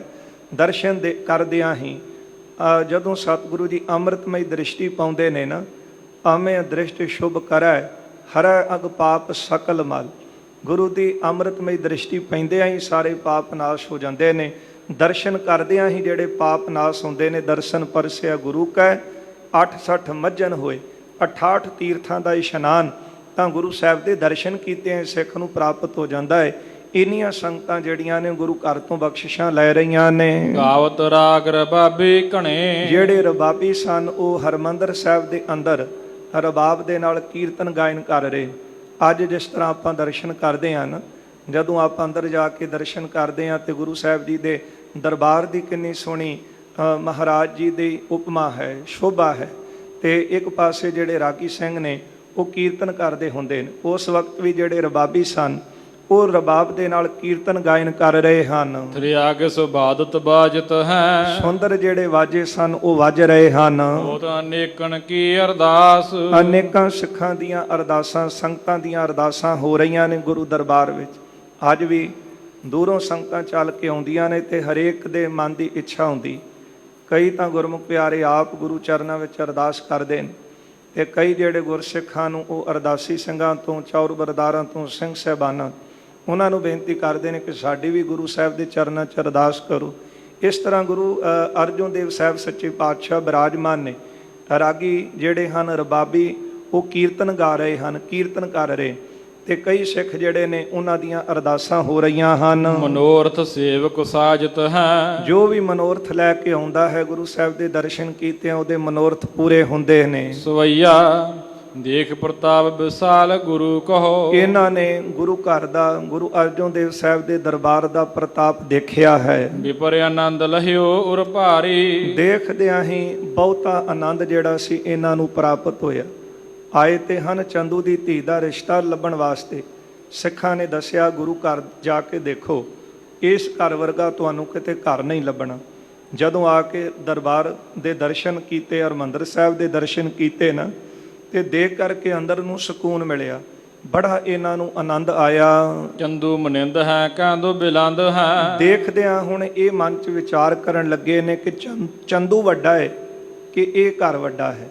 ਪਰ ਸੰਗਤ ਜੀ ਇੱਥੇ ਤਾਂ ਕਈ ਵਜ਼ੀਰ ਆਏ ਤੇ ਕਈ ਗਏ, ਕਈ ਰਾਜੇ ਆਏ ਤੇ ਕਈ ਚਲੇ ਗਏ। ਉਹ ਰਾਜੇ ਜਿਹੜੇ ਵਕਤੀ ਤੌਰ ਦੇ ਉੱਤੇ ਤਖਤਾਂ ਦੇ ਉੱਤੇ ਬੈਠਦੇ ਸਨ, ਅੱਜ ਉਹਨਾਂ ਦੇ ਤਖਤ ਕਿਤੇ ਨਹੀਂ ਦਿਸਦੇ, ਅੱਜ ਉਹਨਾਂ ਦੇ ਮਹਿਲ ਨਹੀਂ ਦਿਸਦੇ, ਵਜ਼ੀਰਾਂ ਨੇ ਕੀ ਦਿਸਣਾ ਹੈ। ਪਰ ਗੁਰੂ ਰਾਮਦਾਸ ਸਾਹਿਬ ਦਾ, ਗੁਰੂ ਅਰਜਨ ਦੇਵ ਸਾਹਿਬ ਦਾ ਘਰ ਉਸੇ ਤਰ੍ਹਾਂ ਸ਼ੋਭਾ ਪਾ ਰਿਹਾ ਹੈ, ਕਿਉਂਕਿ ਇਹ ਦਰਬਾਰ ਵਰਗਾ ਦੁਨੀਆ ਵਿੱਚ ਕੋਈ ਦਰਬਾਰ ਨਹੀਂ। ਵੱਡਾ ਤੇਰਾ ਦਰਬਾਰ, ਸੱਚਾ ਤੁਧ ਤਖਤ। ਇਹ ਤਖਤ ਵੀ ਜਿਹਨੂੰ ਗੁਰੂ ਸਾਹਿਬ ਨੇ ਨਾਮ ਅਕਾਲ ਦਾ ਤਖਤ ਦਿੱਤਾ ਹੈ, ਜਿਹਦਾ ਭਾਵ ਹੈ ਕਿ ਇਸ ਤਖਤ ਦੇ ਉੱਤੇ ਸਮੇਂ ਦਾ ਕੋਈ ਪ੍ਰਭਾਵ ਨਹੀਂ। ਅਕਾਲ ਦਾ ਅਰਥ ਹੀ ਹੈ ਕਿ ਟਾਈਮਲੈਸ, ਜਿਹਦੇ ਉੱਤੇ ਸਮਾਂ ਪ੍ਰਭਾਵ ਨਾ ਪਾ ਸਕੇ। ਇਸੇ ਤਰ੍ਹਾਂ ਹਰਿਮੰਦਰ ਸਾਹਿਬ ਦੀ ਦਰਬਾਰ ਦੀ ਇਹਨਾਂ ਨੇ ਉਪਮਾ ਦੇ ਕਰਕੇ ਹੁਣ ਸੋਚਣ ਲੱਗੇ। ਚੰਦੂ ਨੇ ਤੇ ਕਿਹਾ ਸੀ ਕਿ ਮੇਰੇ ਵਰਗਾ ਘਰ ਦੇਖਿਓ, ਪਰ ਹੁਣ ਦੇਖ ਕੇ ਵਿਚਾਰ ਕਰਦੇ ਨੇ ਕਿ ਉਹਨੇ ਤੇ ਕਿਹਾ ਸੀ ਮੇਰੇ ਵਰਗਾ ਘਰ ਦੇਖਿਓ, ਪਰ ਕੀ ਇਹ ਦਰਬਾਰ ਉਹਦੇ ਨਾਲੋਂ ਵੱਡਾ ਹੈ? ਇਹ ਤਾਂ ਬਹੁਤ ਵੱਡਾ ਹੈ। ਕਿਉਂਕਿ ਇੱਥੇ ਤਾਂ ਬੇਅੰਤੀ ਸੰਗਤਾਂ ਸ਼ਰਧਾ ਦੇ ਨਾਲ ਕਤਾਰਾਂ ਬਣ ਕੇ ਖਲੋਤੀਆਂ ਹਨ। ਮਾਨਤ ਬੰਧਨ ਕੇ ਨਰ ਨਾਰੀ, ਅਨੇਕਾਂ ਹੀ ਮਨੁੱਖ ਅਤੇ ਇਸਤਰੀਆਂ ਬੜੀ ਸ਼ਰਧਾ ਦੇ ਨਾਲ ਗੁਰੂ ਸਾਹਿਬ ਜੀ ਨੂੰ ਨਮਸਕਾਰਾਂ ਕਰ ਰਹੇ ਨੇ। ਸ੍ਰੀ ਹਰਿਗੋਬਿੰਦ ਏਤਨੇ ਮੈਂ, ਇੰਨੇ ਚਿਰ ਦੇ ਵਿੱਚ ਸ੍ਰੀ ਹਰਗੋਬਿੰਦ ਸਾਹਿਬ ਜੀ ਤਹ ਆਏ ਗਏ ਤੁਧ ਦੀਰਘ ਧਾਰੀ। ਮਹਾਰਾਜ ਗੁਰੂ ਹਰਗੋਬਿੰਦ ਸਾਹਿਬ ਜੀ ਉੱਥੇ ਆ ਗਏ ਹਨ। ਸਤਿਗੁਰੂ ਜੀ ਸੰਗਤ ਦੇਖਤ ਪ੍ਰੇਮ ਅਭਿਸ਼ੇਕ, ਜਦੋਂ ਸੰਗਤਾਂ ਨੇ ਸ੍ਰੀ ਹਰਗੋਬਿੰਦ ਸਾਹਿਬ ਜੀ ਨੂੰ ਆਇਆਂ ਦੇਖਿਆ ਤੇ ਬੜੇ ਪ੍ਰੇਮ ਦੇ ਨਾਲ ਅਸ਼ੇਖ ਖਰੇ ਹੋਏ ਆਦਰਕਾਰੀ। ਕੁਝ ਤਾਂ ਸਿੱਖ ਜਿਹੜੇ ਸਨ ਸ੍ਰੀ ਹਰਗੋਬਿੰਦ ਸਾਹਿਬ ਨੂੰ ਦੇਖ ਕਰਕੇ ਉਹਨਾਂ ਦੇ ਸਤਿਕਾਰ ਵਜੋਂ ਖਲੋ ਗਏ। ਕਬਿਤ ਕੋਕ ਨਦ ਬਦ ਮ੍ਰਿਦ ਰਕਤ ਸ਼ਬੀਲੇ ਅਤ। ਸਤਿਗੁਰੂ ਸ੍ਰੀ ਗੁਰੂ ਹਰਗੋਬਿੰਦ ਸਾਹਿਬ ਜੀ ਦੀ ਉਪਮਾ ਐਸੀ ਹੈ। ਕਵੀ ਜੀ ਕਹਿੰਦੇ ਹਨ ਕਿ ਇਹਨਾਂ ਨੇ ਦੇਖੀ ਕਿ ਗੁਰੂ ਸਾਹਿਬ ਜੀ ਦੇ ਜਿਹੜੇ ਚਰਨ ਹਨ ਉਹ ਕਮਲ ਸਰੀਖੇ ਨੇ ਤੇ ਸੁੰਦਰ ਲਾਲ ਹਨ, ਬਹੁਤ ਸ਼ੋਭਾ ਦੇ ਘਰ ਹਨ। ਹੀਰਨ ਕੀ ਪੰਗਤ ਜਿਉ ਨਖ ਹੈ ਆਨੰਦ ਕਰ। ਜਿਹੜੇ ਨੌ ਹਨ ਸਤਿਗੁਰਾਂ ਦੇ ਪੈਰਾਂ ਦੇ, ਉਹ ਹੀਰਿਆਂ ਦੀ ਪੰਕਤੀਆਂ ਵਰਗੇ ਬੜਾ ਆਨੰਦ ਦਾ ਘਰ ਹਨ। ਚਿਕਨ ਆਕਾਰ ਏਕ ਸਾਰ ਯੁਗ ਜੰਗ ਨੀਕੀ। ਦੋਵੇਂ ਲੱਤਾਂ ਜਿਹੜੀਆਂ ਹਨ ਉਹ ਸਤਿਗੁਰਾਂ ਦੀਆਂ ਇੱਕੋ ਜਿਹੀਆਂ ਲੰਬੀਆਂ ਹਨ। ਗੁਲਫ ਸੁਜਾਨੂ ਗ੍ਰੰਥ ਨਿਠਰ ਬਿਲੰਦ ਕਰ। ਹਾਂ, ਤੇ ਗੋਡਿਆਂ ਅਤੇ ਗਿੱਟਿਆਂ ਦੀਆਂ ਜਿਹੜੀਆਂ ਗੰਢਾਂ ਹਨ ਉਹ ਵੱਡੀਆਂ ਹਨ। ਤ੍ਰਿਵਲੀ ਉਦਰ ਪਰ ਨਾਭਿਕਾ ਗੰਭੀਰ ਸ਼ੋਭ। ਹਾਂ, ਪੇਟ ਦੇ ਉੱਤੇ 3 ਵਲ ਪੈਂਦੇ ਨੇ ਤੇ ਨਾਭੀ ਬੜੀ ਸਤਿਗੁਰਾਂ ਦੀ ਸੁੰਦਰ ਹੈ, ਸ਼ੋਭਾ ਪਾ ਰਹੀ ਹੈ। ਆਜੁਤ ਸੁ ਛਾਤੀ ਦੁਆ ਉਤੰਗ ਹੈ ਸਿਕੰਦ ਕਰ। ਛਾਤੀ ਚੌੜੀ ਹੈ ਤੇ ਮੋਢੇ ਜਿਹੜੇ ਉਹ ਉੱਚੇ ਹਨ। ਆਡੇ ਪੁਜ ਦੰਡ ਹੈ ਪ੍ਰਚੰਡ ਬਲਵੰਡ ਬੜੀ। ਬਾਹਾਂ ਜਿਹੜੀਆਂ ਹਨ ਉਹ ਬਹੁਤ ਬਲ ਵਾਲੀਆਂ ਹਨ ਤੇ ਸਤਿਗੁਰਾਂ ਦਾ ਸ੍ਰੀ ਹਰਗੋਬਿੰਦ ਸਾਹਿਬ ਜੀ ਦਾ ਜਿਹੜਾ ਸਰੀਰ ਹੈ ਮਾਨੋ ਕਿ ਬਲ ਦਾ ਹੀ ਘਰ। ਇੱਕ ਪਾਸੇ ਕਿਸੇ ਨੂੰ ਕਹੀਏ ਕਿ ਬਹੁਤ ਬਲੀ ਹੈ, ਬੜਾ ਤਾਕਤ ਵਾਲਾ ਹੈ, ਬੜਾ ਸੁੰਦਰ ਹੈ, ਤੇ ਕਵੀ ਜੀ ਕਹਿੰਦੇ ਨੇ ਕਿ ਮਾਨੋ ਇਹਨਾਂ ਨੇ ਇਸ ਤਰ੍ਹਾਂ ਦੀ ਸ਼ੋਭਾ ਸ੍ਰੀ ਹਰਗੋਬਿੰਦ ਸਾਹਿਬ ਦੀ ਦੇਖੀ ਹੈ, ਮਾਨੋ ਕਿ ਸ਼ੋਭਾ ਦਾ, ਸੁੰਦਰਤਾ ਦਾ ਹੀ ਘਰ ਹੋਣ, ਬਲ ਦਾ ਹੀ ਘਰ ਹੋਣ, ਤਾਕਤ ਦਾ ਘਰ ਹੋਣ। ਚਰਕ ਸੁੰਡ ਜਿਮ ਸ੍ਰੀ ਹਰਗੋਬਿੰਦ ਕਰ। ਜਿਸ ਤਰ੍ਹਾਂ ਹਾਥੀ ਦੀ ਸੁੰਡ ਹੁੰਦੀ ਹੈ ਨਾ, ਇਸ ਤਰ੍ਹਾਂ ਸ੍ਰੀ ਹਰਗੋਬਿੰਦ ਸਾਹਿਬ ਜੀ ਦੀਆਂ ਬਾਹਾਂ ਜਿਹੜੀਆਂ ਨੇ ਉਹ ਬਹੁਤ ਬਲ ਵਾਲੀਆਂ ਹਨ। ਕਬਿਤ ਹਾਥ ਪੈ ਪਾਥੋਜ ਸਮ ਪੱਲਵ ਜੇ ਪਲਵਨ ਤਾਪੇ। ਹੱਥ ਜਿਹੜੇ ਹਨ ਸਤਿਗੁਰਾਂ ਦੇ ਉਹ ਕਮਲ ਵਰਗੇ ਹਨ, ਬੜੇ ਕੋਮਲ ਹਨ। ਤੇ ਇਸੇ ਪ੍ਰਕਾਰ ਮਹਾਰਾਜ ਸ੍ਰੀ ਹਰਗੋਬਿੰਦ ਸਾਹਿਬ ਸੱਚੇ ਪਾਤਸ਼ਾਹ ਜੀ ਦੇ ਹੱਥ ਕਮਲ ਸਰੀਖੇ ਹਨ। ਨਗ ਸੂਚੇ ਖਚ ਨਖਿਨ ਕੀ ਪੰਗਤੀ। ਜਿਹੜੇ ਸਤਿਗੁਰਾਂ ਦੇ ਨੌ ਹਨ ਉਹ ਸੁੱਚੇ ਨਗ ਜਿਸ ਤਰ੍ਹਾਂ ਹੋਣ, ਇਸ ਤਰ੍ਹਾਂ ਮਹਾਰਾਜ ਜੀ ਦੇ ਸੁੰਦਰ ਨੌ ਬੜੇ ਸ਼ੋਭਾ ਪਾ ਰਹੇ ਹਨ। ਚੰਦਰਮਾ ਬਦਨ ਸਭ ਸੁਖਮਾ ਸਦਨ ਜਾਮੈ। ਜਿਹੜਾ ਸਤਿਗੁਰਾਂ ਦਾ ਮੁਖ ਹੈ ਮਾਨੋ ਚੰਦਰਮਾ ਵਰਗਾ ਸੁੱਖਾਂ ਦਾ ਹੀ ਘਰ ਹੋਵੇ। ਉਜਲ ਰਦਨ ਓਟ ਸੁੰਦਰ ਸੁਰੰਗਤੀ। ਤੇ ਫਿਰ ਸਤਿਗੁਰਾਂ ਦੇ ਮੁਖ ਦੀ ਸ਼ੋਭਾ ਹੋ ਰਹੀ ਹੈ ਤੇ ਉਜਲ ਰਦਨ, ਤੇ ਮਹਾਰਾਜ ਜੀ ਦੇ ਦੰਦ ਜਿਹੜੇ ਉਹ ਚਿੱਟੇ ਹਨ। ਓਠ ਕਹੀਏ ਬੁੱਲਾਂ ਨੂੰ, ਤੇ ਬੁੱਲ ਜਿਹੜੇ ਹਨ ਉਹ ਸੁੰਦਰ ਰੰਗ ਵਾਲੇ ਬੜੇ ਸੋਹਣੇ ਹਨ।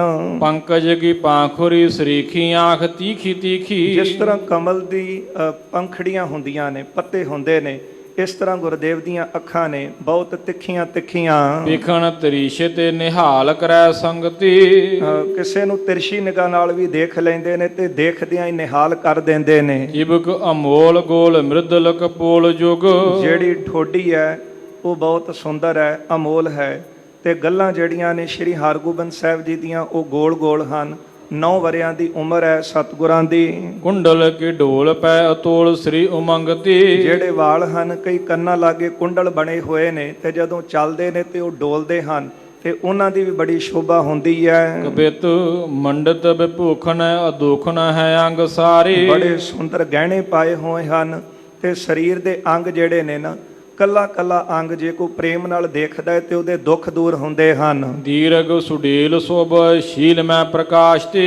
ਇਸੇ ਪ੍ਰਕਾਰ ਦੀਰਘ ਸੁਡੀਲ, ਡੀਲ ਡੌਲ ਜਿਹੜਾ ਹੈ ਉਹ ਬਹੁਤ ਲੰਬਾ ਸਰੀਰ ਹੈ, ਸ਼ੁਭਸ਼ੀਲ ਤੇ ਮੈਂ ਪ੍ਰਕਾਸ਼ ਤੇ ਸਾਰੇ ਅੰਗ ਜਿਹੜੇ ਉਹ ਬਹੁਤ ਪ੍ਰਕਾਸ਼ ਰਹੇ ਹਨ। ਨੀਕੀ ਉਸ ਨੀਕ ਸੋ ਹੈ ਜਿਗਾ ਕੀ ਜਲੂਸ ਜੋ ਹੈ। ਸੁੰਦਰ ਸਤਿਗੁਰਾਂ ਨੇ ਦਸਤਾਰਾ ਸਜਾਇਆ ਹੋਇਆ ਹੈ, ਉੱਪਰ ਸੋਹਣੀ ਜਗ੍ਹਾ ਲਾਈ ਹੈ। ਹੇਰਤ ਹੀ ਮਨ ਮੋਹਿ ਸਿਖੇ ਅਸ ਪਾਸ ਤੇ। ਜਿਹੜਾ ਵੀ ਸਿੱਖ ਦੇਖਦਾ ਹੈ ਬਸ ਦੇਖਦੇ ਹੀ ਉਹਦਾ ਮਨ ਮੋਹਿਆ ਜਾਂਦਾ ਹੈ। ਮੋਤਨ ਕੀ ਮਾਲ ਹੀਰੇ ਖਚਤ ਵਿਸਾਲ ਚੀਰੇ। ਮੋਤੀਆਂ ਦੀ ਮਾਲਾ ਪਾਈ ਹੈ ਜਿਹਦੇ ਵਿੱਚ ਸੋਹਣੇ ਜਿਹੜੇ ਨਗ ਨੇ ਉਹ ਚੀਰ ਕੇ ਜੜੇ ਹੋਏ ਹਨ। ਕੋਰਦਾਰ ਰੁਰ ਚਹੂ ਔਰ ਵਿਖਿਆ ਭਾਸ ਤੇ। ਚੀਰ ਕੇ ਜਿਹੜੇ ਹੀਰੇ ਹਨ ਉਹ ਵਿੱਚ ਲਾਏ ਹੋਏ ਨੇ ਤੇ ਜਿਨ੍ਹਾਂ ਦੀ ਸ਼ੋਭਾ ਬੜੀ ਹੋ ਰਹੀ ਹੈ। ਧਮ ਕੋ ਬਿਨਾਸ਼ ਤੇ ਆਨੰਦ ਕੋ ਜਾਸ। ਸਤਿਗੁਰਾਂ ਦੇ ਦਰਸ਼ਨ ਹੀ ਹਨੇਰੇ ਨੂੰ ਦੂਰ ਕਰਨ ਵਾਲੇ ਨੇ ਤੇ ਪ੍ਰਕਾਸ਼ ਕਰਨ ਵਾਲੇ ਨੇ। ਸਿੱਖਾਂ ਦੇ ਹਿਰਦਿਆਂ ਅੰਦਰ ਵੀ ਗੁਰਦੇਵ ਦੇ ਦਰਸ਼ਨ ਜਿਹੜੇ ਹਨ ਉਹ ਚਾਨਣ ਕਰਨ ਵਾਲੇ ਨੇ। ਸੋ ਗਿਆਨ ਮੈਂ ਬਿਲਾਸ ਤੇ ਉਦਾਰ ਦਾਸ ਵਾਸਤੇ। ਗਿਆਨ ਦੇ ਵਿੱਚ ਸਤਿਗੁਰੂ ਜੀ ਕ੍ਰੀੜਾ ਕਰਦੇ ਨੇ ਆਪਣੇ ਸੇਵਕਾਂ ਦੇ ਉਦਾਰ ਵਾਸਤੇ। ਕਬੇ ਤੂੰ ਸ੍ਰੀ ਹਰਗੋਬਿੰਦ ਅੰਗ ਸੁੰਦਰ ਬਿਲੰਦ ਸਭ। ਸ੍ਰੀ ਹਰਗੋਬਿੰਦ ਸਾਹਿਬ ਜੀ ਦੇ ਸੋਹਣੇ ਅੰਗ ਦੇਖੇ ਹਨ। ਦੇਖ ਕੇ ਸੁਦਿਜਨ ਆਨੰਦ ਉਰ ਧਾਰਿਓ। ਦੇਖ ਕੇ ਸਤਿਗੁਰਾਂ ਦਾ ਜਿਹੜਾ ਸੋਹਣਾ ਸਰੀਰ ਸੀ, ਇਹਨਾਂ ਦੇ ਮਨ ਜਿਹੜੇ ਨੇ ਉਹ ਬਹੁਤ ਪ੍ਰਸੰਨ ਹੋਏ, ਕਿਉਂਕਿ ਬ੍ਰਾਹਮਣ ਨੂੰ ਕਹਿ ਕੇ ਭੇਜਿਆ ਸੀ ਚੰਦੂ ਨੇ, ਸੋਹਣੇ ਸਰੀਰ ਵਾਲਾ ਬਾਲ ਦੇਖਿਓ ਜਿਹਦਾ ਸਰੂਪ ਬੜਾ ਸੋਹਣਾ ਹੋਵੇ। ਤੇ ਹਰੇਕ ਦੇ ਮਨ 'ਚ ਇਹ ਜਿਹੜੀ ਹੈ ਉਹ ਤਾਂਘ ਹੁੰਦੀ ਹੈ ਕਿ ਸਾਡੀ ਧੀ ਵਾਸਤੇ ਸੋਹਣਾ ਵਾਰ ਘਰ ਜਿਹੜਾ ਉਹ ਮਿਲ ਜਾਵੇ। ਤੇ ਜਦੋਂ ਆ ਕੇ ਬ੍ਰਾਹਮਣ ਨੇ ਦੇਖਿਆ ਨਾ ਸ਼੍ਰੀ ਹਰਗੋਬਿੰਦ ਸਾਹਿਬ ਜੀ ਦਾ ਡੀਲ ਡੌਲ, ਮਹਾਰਾਜ ਜੀ ਦੇ ਮੋਟੇ ਮੋਟੇ ਨੇਤਰ, ਤਿੱਖੀ ਸਤਿਗੁਰਾਂ ਦੀ ਨਿਗਾਹ, ਲੰਬੀਆਂ ਬਾਹਾਂ, ਉੱਚੇ ਮੋਢੇ, ਛਾਤੀ ਚੌੜੀ, ਜਿਹੜੇ ਹੱਥਾਂ ਦੀਆਂ ਪੈਰਾਂ ਦੀਆਂ ਤਲੀਆਂ ਕਮਲ ਵਰਗੀਆਂ ਬਹੁਤ ਕੋਮਲ ਹਨ। ਜਿੱਧਰ ਨੂੰ ਦੇਖਦੇ ਨੇ ਤਿਰਛੀ ਨਿਗਾਹ ਦੇ ਨਾਲ ਦਾਸਾਂ ਦੇ ਦੁੱਖ ਦੂਰ ਕਰਦੇ ਨੇ। ਬਸ ਦੇਖ ਕਰਕੇ ਜਿਹੜਾ ਬ੍ਰਾਹਮਣ ਸੀ ਉਹਦਾ ਮਨ ਜਿਹੜਾ ਮੋਹਿਆ ਗਿਆ। ਕਬੇ ਤੂੰ ਸ੍ਰੀ ਹਰਗੋਬਿੰਦ ਅੰਗ ਸੁੰਦਰ ਬਿਲੰਦ ਸਭ। ਸ੍ਰੀ ਹਰਗੋਬਿੰਦ ਸਾਹਿਬ ਜੀ ਦੇ ਸੋਹਣੇ ਅੰਗ ਦੇਖ ਕੇ ਭਾਗ ਬਲੀ ਚੰਦੂ ਹੈ ਜਮਾਤਾ ਆਸ ਪਾਇਓ ਜਿਨਾ। ਤੇ ਇਹਨਾਂ ਨੇ ਮਨ ਵਿੱਚ ਇਹ ਸੋਚਣ ਲੱਗੇ, ਕਹਿਣ ਲੱਗੇ ਚੰਦੂ ਦੇ ਭਾਗ ਬੜੇ ਵੱਡੇ ਨੇ। ਇਹਨਾਂ ਨੇ ਤਾਂ ਚਲੋ ਆਪਣੇ ਵਰਗੋਂ ਚੰਗਾ ਹੀ ਸੋਚਿਆ ਨਾ ਕਿ ਵੱਡਾ ਗੁਰੂ ਦਾ ਘਰ ਬਹੁਤ ਵੱਡਾ ਹੈ, ਕਿੰਨੀਆਂ ਸੰਗਤਾਂ ਦਰਸ਼ਨਾਂ ਲਈ ਆ ਰਹੀਆਂ ਨੇ, ਸ਼੍ਰੀ ਹਰਗੋਬਿੰਦ ਸਾਹਿਬ ਦਾ ਸੁੰਦਰ ਸਰੂਪ ਹੈ। ਮਨ ਵਿੱਚ ਸੋਚਣ ਲੱਗੇ ਕਿ ਚੰਦੂ ਦੇ ਭਾਗ ਬੜੇ ਵੱਡੇ ਹਨ। ਉਜਲ ਸੁਬਾਂਸੇ ਅਵਤੰਸ ਕੋ ਨਿਹਾਰਿਓ। ਇਹਨਾਂ ਦਾ ਉਜਲ ਵੰਸ਼ ਜਿਹੜਾ ਸੀ ਸਾਰੀ ਦੁਨੀਆ ਦੇ ਵਿੱਚ ਸ਼ੋਭਾ ਪਾ ਰਿਹਾ ਉਹ ਦੇਖਿਆ ਹੈ। ਧਨ ਕੀਨ ਗਿਣਤੀ ਕਰਤ ਬਹੁ ਬਿਣਤੀ। ਹਾਂ, ਧਨ ਦੀ ਤਾਂ ਇੱਥੇ ਗਿਣਤੀ ਨਹੀਂ ਹੋ ਰਹੀ, ਬੇਅੰਤੀ ਸੰਗਤਾਂ ਆ ਕੇ ਇੱਥੇ ਬੇਨਤੀਆਂ ਕਰ ਰਹੀਆਂ ਹਨ। ਚੜਾਵੇਂ ਚੀਰ ਭੂਖਣ ਗੁਰੂ ਸੋ ਜਗ ਸਾਰਿਓ। ਸੁੰਦਰ ਸੋਹਣੇ ਬਸਤਰ ਲਿਆ ਕੇ ਸੰਗਤਾਂ ਭੇਟਾ ਕਰ ਰਹੀਆਂ ਨੇ। ਫਿਰ ਇਹ ਇੱਕ ਇਲਾਕੇ ਦੇ ਗੁਰੂ ਥੋੜੀ ਨੇ, ਜਿਸ ਤਰ੍ਹਾਂ ਅੱਜ ਕੁਝ ਗੁਰੂ ਬਣ ਕੇ ਬੈਠੇ ਨੇ, ਕੁਝ ਇਲਾਕਿਆਂ ਨੇ ਵੰਡਿਆ ਹੋਇਆ ਕਿ ਸਾਡਾ ਬਾਬਾ ਹੈ, ਪਰ ਗੁਰੂ ਨਾਨਕ ਸਾਹਿਬ ਦਾ ਘਰ ਤੇ ਸਾਰਿਆਂ ਲਈ ਸਾਂਝਾ ਹੈ ਨਾ। ਮਹਾਰਾਜ ਗੁਰੂ ਨਾਨਕ ਸਾਹਿਬ ਸੱਚੇ ਪਾਤਸ਼ਾਹ ਜੀ ਤੇ ਸਾਰਿਆਂ ਦਾ ਉਧਾਰ ਕਰਤਾ ਹਨ। ਇੱਥੇ ਤਾਂ ਦੁਨੀਆ ਦੇ ਵਿੱਚ ਅੱਜ ਦੇਖ ਲਈਏ ਕਿ ਹਰ ਧਰਤੀ ਦੇ ਉੱਤੇ, ਹਰ ਜਗ੍ਹਾ ਦੇ ਉੱਤੇ ਗੁਰੂ ਨਾਨਕ ਸਾਹਿਬ ਜੀ ਦੀ ਉਪਮਾ ਹੋ ਰਹੀ ਹੈ। ਗੁਰੂ ਨਾਨਕ ਸਾਹਿਬ ਜੀ ਦੇ ਬਾਰੇ ਗੁਰੂ ਅਰਜਨ ਦੇਵ ਸਾਹਿਬ ਜੀ ਦੇ ਬਚਨ ਪੜ੍ਹਦੇ ਹਾਂ, ਸਭ ਤੇ ਵੱਡਾ ਸਤਿਗੁਰ ਨਾਨਕ। ਇਸੇ ਤਰ੍ਹਾਂ ਗੁਰੂ ਅਰਜਨ ਦੇਵ ਸਾਹਿਬ ਜੀ ਦੀ ਸ਼ੋਭਾ ਦੇਖੀ ਹੈ ਕਿ ਇੱਥੇ ਤਾਂ ਕੋਈ ਧਨ ਦੀ ਕਮੀ ਨਹੀਂ। ਕਿੰਨੀਆਂ ਸੰਗਤਾਂ ਆ ਕੇ ਧਨ ਚੜਾ ਰਹੀਆਂ ਨੇ, ਕਿੰਨੇ ਸੋਹਣੇ ਸੋਹਣੇ ਬਸਤਰ ਆ ਕੇ ਭੇਟ ਕਰਦੀਆਂ ਨੇ। ਹੱਥ ਬੰਦ ਬੰਧਨ ਨਾ ਪਦਾਰ ਬਿੰਦ ਕਰੈ ਬ੍ਰਿੰਦ। ਹੱਥ ਬੰਨ ਕੇ ਬੇਨਤੀਆਂ ਕਰਦੀਆਂ ਹਨ। ਸਭ ਵਿਦ ਅਧਿਕ ਸਮਾਜ ਵਿਸਤਾਰਿਓ। ਹਰ ਤਰ੍ਹਾਂ ਕਰਕੇ ਇਹਨਾਂ ਦਾ ਸਾਜੋ ਸਮਾਨ ਜਿਹੜਾ ਹੈ ਉਹ ਬਹੁਤ ਵਧੀਆ ਹੈ। ਸਵਈਆ ਸ੍ਰੀ ਹਰਗੋਬਿੰਦ ਪਾਸ ਪਿਤਾ ਥਿਤ।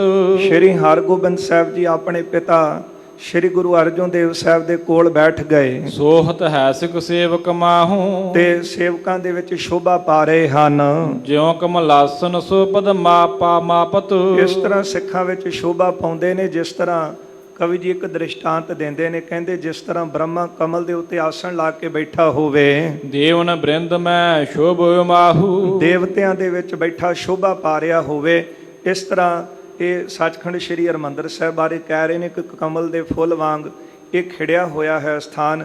ਜਿਹੜੀਆਂ ਸੰਗਤਾਂ ਹਨ ਉਹ ਦੇਵਤਿਆਂ ਦੀਆਂ ਤਰ੍ਹਾਂ ਨੇ, ਤੇ ਕਹਿੰਦੇ ਜਿਸ ਤਰ੍ਹਾਂ ਕਮਲ ਦੇ ਉੱਤੇ ਬ੍ਰਹਮ ਆਸਣ ਲਾ ਕੇ ਬੈਠਾ ਹੋਵੇ, ਇਸ ਤਰ੍ਹਾਂ ਮਾਨੋ ਕਿ ਮਹਾਰਾਜ ਜੀ ਆਸਣ ਲਾ ਕੇ ਬਿਰਾਜਮਾਨ ਹੋਣ। ਸੰਗਤ ਸੋਧਿਜ ਬੂਝਨ ਕੀਨਾ। ਹੁਣ ਸੰਗਤਾਂ ਜਿਹੜੀਆਂ ਬੈਠੀਆਂ ਸਨ ਉਹਨਾਂ ਨੂੰ ਬ੍ਰਾਹਮਣ ਨੇ ਪੁੱਛਿਆ ਹੈ, ਬਤਾਵੋ ਜਾਤ ਸੋ ਗੋਤ ਜਿਤਾਹੂ। ਕਹਿਣ ਲੱਗੇ ਇਹਨਾਂ ਦੀ ਜਾਤ ਅਤੇ ਗੋਤ ਬਾਰੇ ਸਾਨੂੰ ਦੱਸੋ। ਚਾਹਤ ਹੈ ਸੰਬੰਧ ਕਰਿਓ ਹਮ। ਅਸੀਂ ਚਾਹੁੰਦੇ ਹਾਂ ਕਿ ਜਿਹੜਾ ਸੰਬੰਧ ਹੈ ਇਹਨਾਂ ਦੇ ਨਾਲ ਕੀਤਾ ਜਾਵੇ। ਸ਼ਾਹੋ ਦੀਵਾਨ ਸੁਤਾ ਹਿਤ ਯਾਹੂ। ਹਿੰਦੁਸਤਾਨ ਦਾ ਬਾਦਸ਼ਾਹ ਹੈ ਜਹਾਂਗੀਰ, ਉਹਦਾ ਦੀਵਾਨ ਹੈ ਚੰਦੂ, ਤੇ ਚੰਦੂ ਦੀ ਧੀ ਦਾ ਰਿਸ਼ਤਾ ਜਿਹੜਾ ਹੈ ਉਹ ਅਸੀਂ ਇਹਨਾਂ ਦੇ ਘਰ ਕਰਨਾ ਚਾਹੁੰਦੇ ਹਾਂ। ਦੋਹਰਾ ਸੰਗਤ ਸਿੱਖਣ ਤਬ ਕਹਿਓ। ਉਸ ਵੇਲੇ ਸੁਣ ਕੇ ਸਿੱਖਾਂ ਨੇ ਕਿਹਾ ਸੋੜ ਬੰਸ ਸਿਰ ਮੋਰ। ਕਿ ਇਹਨਾਂ ਦੀ ਬੰਸ ਜਿਹੜੀ ਹੈ ਨਾ ਉਹ ਸੋਢ ਬੰਸ ਹੈ, ਤੇ ਸੋਢ ਬੰਸ ਜਗਤ ਦੇ ਵਿੱਚ ਪ੍ਰਗਟ ਹੈ। ਸਭ ਤੋਂ ਉੱਚੀ ਜਿਹੜੀ ਇਹਨਾਂ ਦੀ ਬੰਸ ਹੈ। ਬੜੇ ਭਾਗ ਜਾਗੇ ਜਿਸੇ। ਫਿਰ ਤਾਂ ਜਿਨ੍ਹਾਂ ਦੇ ਵੱਡੇ ਭਾਗ ਜਾਗੇ ਹਨ, ਤਿਸ ਪ੍ਰਾਪਤ ਅਸ ਠੌਰ। ਉਹਨਾਂ ਨੂੰ ਇਹ ਥਾਂ ਪ੍ਰਾਪਤ ਹੁੰਦੀ ਹੈ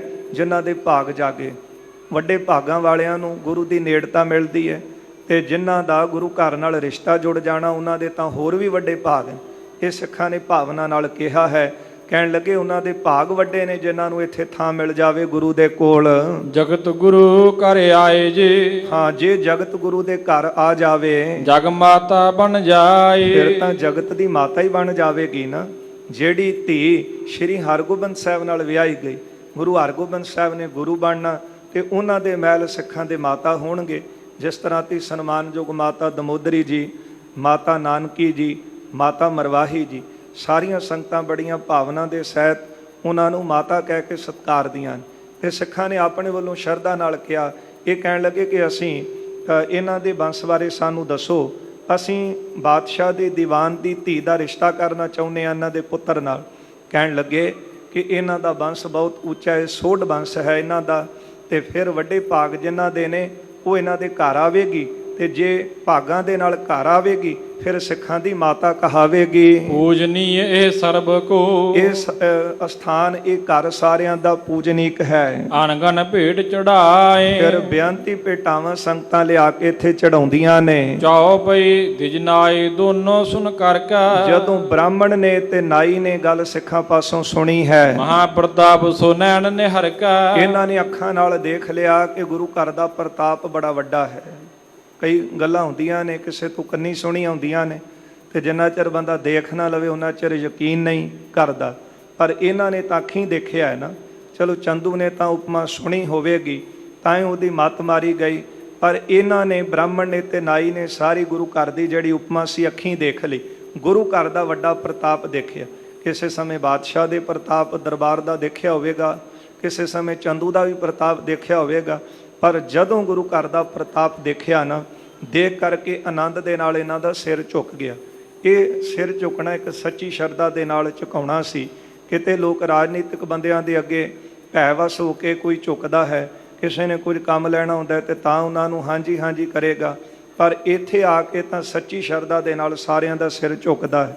ਉਸ ਸਮੇਂ ਪੁੱਛਿਆ, ਗੁਰੂ ਘਰ ਦਾ ਪ੍ਰਤਾਪ ਅੱਖੀਂ ਦੇਖ ਲਿਆ। ਕਹਿਤ ਪਰਸ ਪਰਿਆ ਸੋ ਥਾਨ। ਆਪਸ ਵਿੱਚ ਕਹਿਣ ਲੱਗੇ ਕਿ ਇਸ ਤਰ੍ਹਾਂ ਦਾ ਸਥਾਨ ਪ੍ਰਾਪਤ ਹੋਏ ਨਾ ਫਿਰੇ ਦਵਾ ਜਹਾਨ। ਅਸੀਂ ਭਾਵੇਂ ਸਾਰੇ ਜਹਾਨ 'ਚ ਘੁੰਮ ਲਈਏ, ਸਾਰੀਆਂ ਥਾਵਾਂ ਤੇ ਚਲੇ ਜਾਈਏ, ਪਰ ਇਸ ਘਰ ਵਰਗਾ ਪ੍ਰਤਾਪ ਸਾਨੂੰ ਦੁਨੀਆ 'ਚ ਨਹੀਂ ਲੱਭਣਾ। ਇਹ ਆਪਸ 'ਚ ਸਲਾਹ ਕਰਨ ਲੱਗੇ ਕਿ ਭਾਵੇਂ ਦੁਨੀਆ ਘੁੰਮ ਕੇ ਦੇਖ ਲਈਏ, ਇਸ ਘਰ ਵਰਗਾ ਪ੍ਰਤਾਪ ਹੋਰ ਕਿਤੇ ਨਹੀਂ ਹੈ। ਜਿਮ ਚੰਦੂ ਨੇ ਹਮੋ ਜਨਾਇਓ। ਜਿਸ ਤਰ੍ਹਾਂ ਚੰਦੂ ਨੇ ਸਾਨੂੰ ਕਿਹਾ ਸੀ, ਸੋ ਤਿੰਨੋ ਸ਼ੁਭ ਇਤ ਦ੍ਰਿਸ਼ਟਾਇਓ। ਉਹ ਤਿੰਨੇ ਗੱਲਾਂ ਤੇ ਸਾਨੂੰ ਇੱਥੇ ਦਿਖ ਰਹੀਆਂ ਹਨ।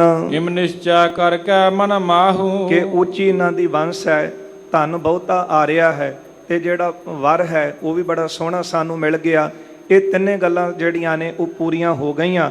ਇਸ ਤਰ੍ਹਾਂ ਇਹਨਾਂ ਨੇ ਮਨ ਵਿੱਚ ਨਿਸ਼ਚਾ ਕਰ ਲਿਆ, ਕਿਉਂਕਿ ਇਹੋ ਹੀ ਗੱਲਾਂ ਕਹਿ ਕੇ ਚੰਦੂ ਨੇ ਭੇਜਿਆ ਸੀ, ਤੇ ਇਹਨਾਂ ਨੇ ਮਨ ਵਿੱਚ ਜਿਹੜਾ ਸੀ ਇਹ ਪੱਕਾ ਭਰੋਸਾ ਕਰ ਲਿਆ ਕਿ ਹੁਣ ਇਹ ਰਿਸ਼ਤਾ ਜਿਹੜਾ ਇਹ ਬਹੁਤ ਵਧੀਆ ਹੈ। ਬਹੁਰ ਜਨਾਇਓ ਸ੍ਰੀ ਗੁਰ ਪਾਹੂ। ਫਿਰ ਇਹ ਗੁਰੂ ਸਾਹਿਬ ਜੀ ਦੇ ਕੋਲ ਆਏ ਹਨ। ਸ਼ਾਹੋ ਦੀਵਾਨ ਸੁਤਾ ਕੋ ਨਾਤਾ। ਆ ਕੇ ਗੁਰੂ ਅਰਜਨ ਦੇਵ ਸਾਹਿਬ ਨੂੰ ਕਹਿੰਦੇ ਨੇ, ਮਹਾਰਾਜ ਬਾਦਸ਼ਾਹ ਜਹਾਂਗੀਰ, ਉਸ ਦਾ ਦੀਵਾਨ ਚੰਦੂ ਉਸ ਦੀ ਧੀ ਦਾ ਜੋ ਰਿਸ਼ਤਾ ਹੈ, ਕਰਿਓ ਚਾਹਤ ਹਮ ਤੁਮਰੇ ਤਾਤਾ। ਅਸੀਂ ਤੁਹਾਡੇ ਸੁਪੁੱਤਰ ਦੇ ਨਾਲ, ਬਾਲ ਦੇ ਨਾਲ ਇਹ ਰਿਸ਼ਤਾ ਜੋੜਨਾ ਚਾਹੁੰਦੇ ਹਾਂ। ਫੇਰ ਚਲੇ ਅਬ ਦਿੱਲੀ ਜਾਏ। ਅਸੀਂ ਮਹਾਰਾਜ ਚੰਗੀ ਤਰ੍ਹਾਂ ਦੇਖ ਲਿਆ ਹੈ, ਸਾਰਾ ਕੁਝ ਅਸੀਂ ਅੱਖੀਂ ਦੇਖ ਲਿਆ ਹੈ, ਹੁਣ ਅਸੀਂ ਵਾਪਸ ਦਿੱਲੀ ਜਾ ਰਹੇ ਹਾਂ। ਸਭ ਬਿਰਤਾਂਤ ਕੋ ਤਹਾਂ ਸੁਨਾਏ। ਇਹ ਸਾਰੀ ਗੱਲਬਾਤ ਜਾ ਕੇ ਅਸੀਂ ਚੰਦੂ ਨੂੰ ਸੁਣਾਵਾਂਗੇ, ਉਹਨੂੰ ਜਾ ਕੇ ਦੱਸਾਂਗੇ। ਦੇਰ ਨਹੀਂ ਤੂਰਨ ਹਟ ਆਵੈ। ਫਿਰ ਬਹੁਤੀ ਦੇਰ ਤਾਂ ਅਸੀਂ ਲਾਉਣੀ ਨਹੀਂ, ਬਸ ਜਾ ਕੇ ਚੰਦੂ ਨੂੰ ਦੱਸਣਾ ਹੈ ਤੇ ਦੱਸ ਕੇ ਫਿਰ ਛੇਤੀ ਅਸੀਂ ਵਾਪਸ ਆਵਾਂਗੇ। ਹਮ ਉੱਤਮ ਸੰਬੰਧ ਬਣਾਵੈ। ਤੇ ਬਹੁਤ ਉੱਤਮ ਤੇ ਚੰਗਾ ਸੰਬੰਧ ਜਿਹੜਾ ਇੱਥੇ ਜੋੜਾਂਗੇ। ਸ੍ਰੀ ਅਰਜਨ ਦੋਨੋਂ ਸੰਗ ਭਾਖਾ। ਧੰਨ ਗੁਰੂ ਅਰਜਨ ਦੇਵ ਸਾਹਿਬ ਸਤਿਗੁਰੂ ਤੰਤਰ ਜਾਮੀ ਨੇ ਨਾ, ਮਹਾਰਾਜ ਸੱਚੇ ਪਾਤਸ਼ਾਹ ਜੀ ਤਾਂ ਤਿੰਨਾਂ ਕਾਲਾਂ ਦੇ ਗਿਆਤੇ ਨੇ। ਆਉਣ ਵਾਲਾ ਸਮਾਂ ਕੀ ਹੈ ਉਹ ਵੀ ਸਤਿਗੁਰਾਂ ਦੇ ਸਾਹਮਣੇ ਹੈ। ਇੱਥੋਂ ਤੱਕ ਕਿ ਪ੍ਰਤੱਖ ਹਾਰ ਨੇ ਤੇ ਫਿਰ ਕਰਨ ਕਰਾਵਨ ਹਾਰ ਸੁਆਮੀ, ਆਪ ਹੀ ਸਾਰੇ ਕਾਰਨਾਂ ਨੂੰ ਬਣਾਉਣ ਵਾਲੇ ਹੋ ਮਹਾਰਾਜ ਆਪ। ਉਸ ਵੇਲੇ ਗੁਰੂ ਅਰਜਨ ਦੇਵ ਸਾਹਿਬ ਜੀ ਨੇ ਇਹਨਾਂ ਕੋਲੋਂ ਗੱਲ ਸੁਣੀ। ਇਹਨਾਂ ਨੇ ਕਿਹਾ, ਮਹਾਰਾਜ ਬਾਦਸ਼ਾਹ ਦਾ ਦੀਵਾਨ ਚੰਦੂ, ਉਹਦੀ ਧੀ ਦਾ ਰਿਸ਼ਤਾ ਅਸੀਂ ਤੁਹਾਡੇ ਪੁੱਤਰ ਨਾਲ ਕਰਨਾ ਹੈ। ਸਾਰਾ ਕੁਝ ਅਸੀਂ ਅੱਖੀਂ ਦੇਖ ਲਿਆ ਹੈ, ਹੁਣ ਅਸੀਂ ਵਾਪਸ ਜਾ ਰਹੇ ਹਾਂ ਦਿੱਲੀ। ਦਿੱਲੀ ਜਾ ਕੇ ਅਸੀਂ ਤੁਰੰਤ ਵਾਪਸ ਆਵਾਂਗੇ। ਇਹਨਾਂ ਦੀ ਗੱਲ ਸੁਣ ਕੇ ਸਤਿਗੁਰੂ ਜੀ ਕਹਿਣ ਲੱਗੇ, ਹੋਵਹਿ ਸੋਜੋ RAM ਰਚ ਰਾਖਾ।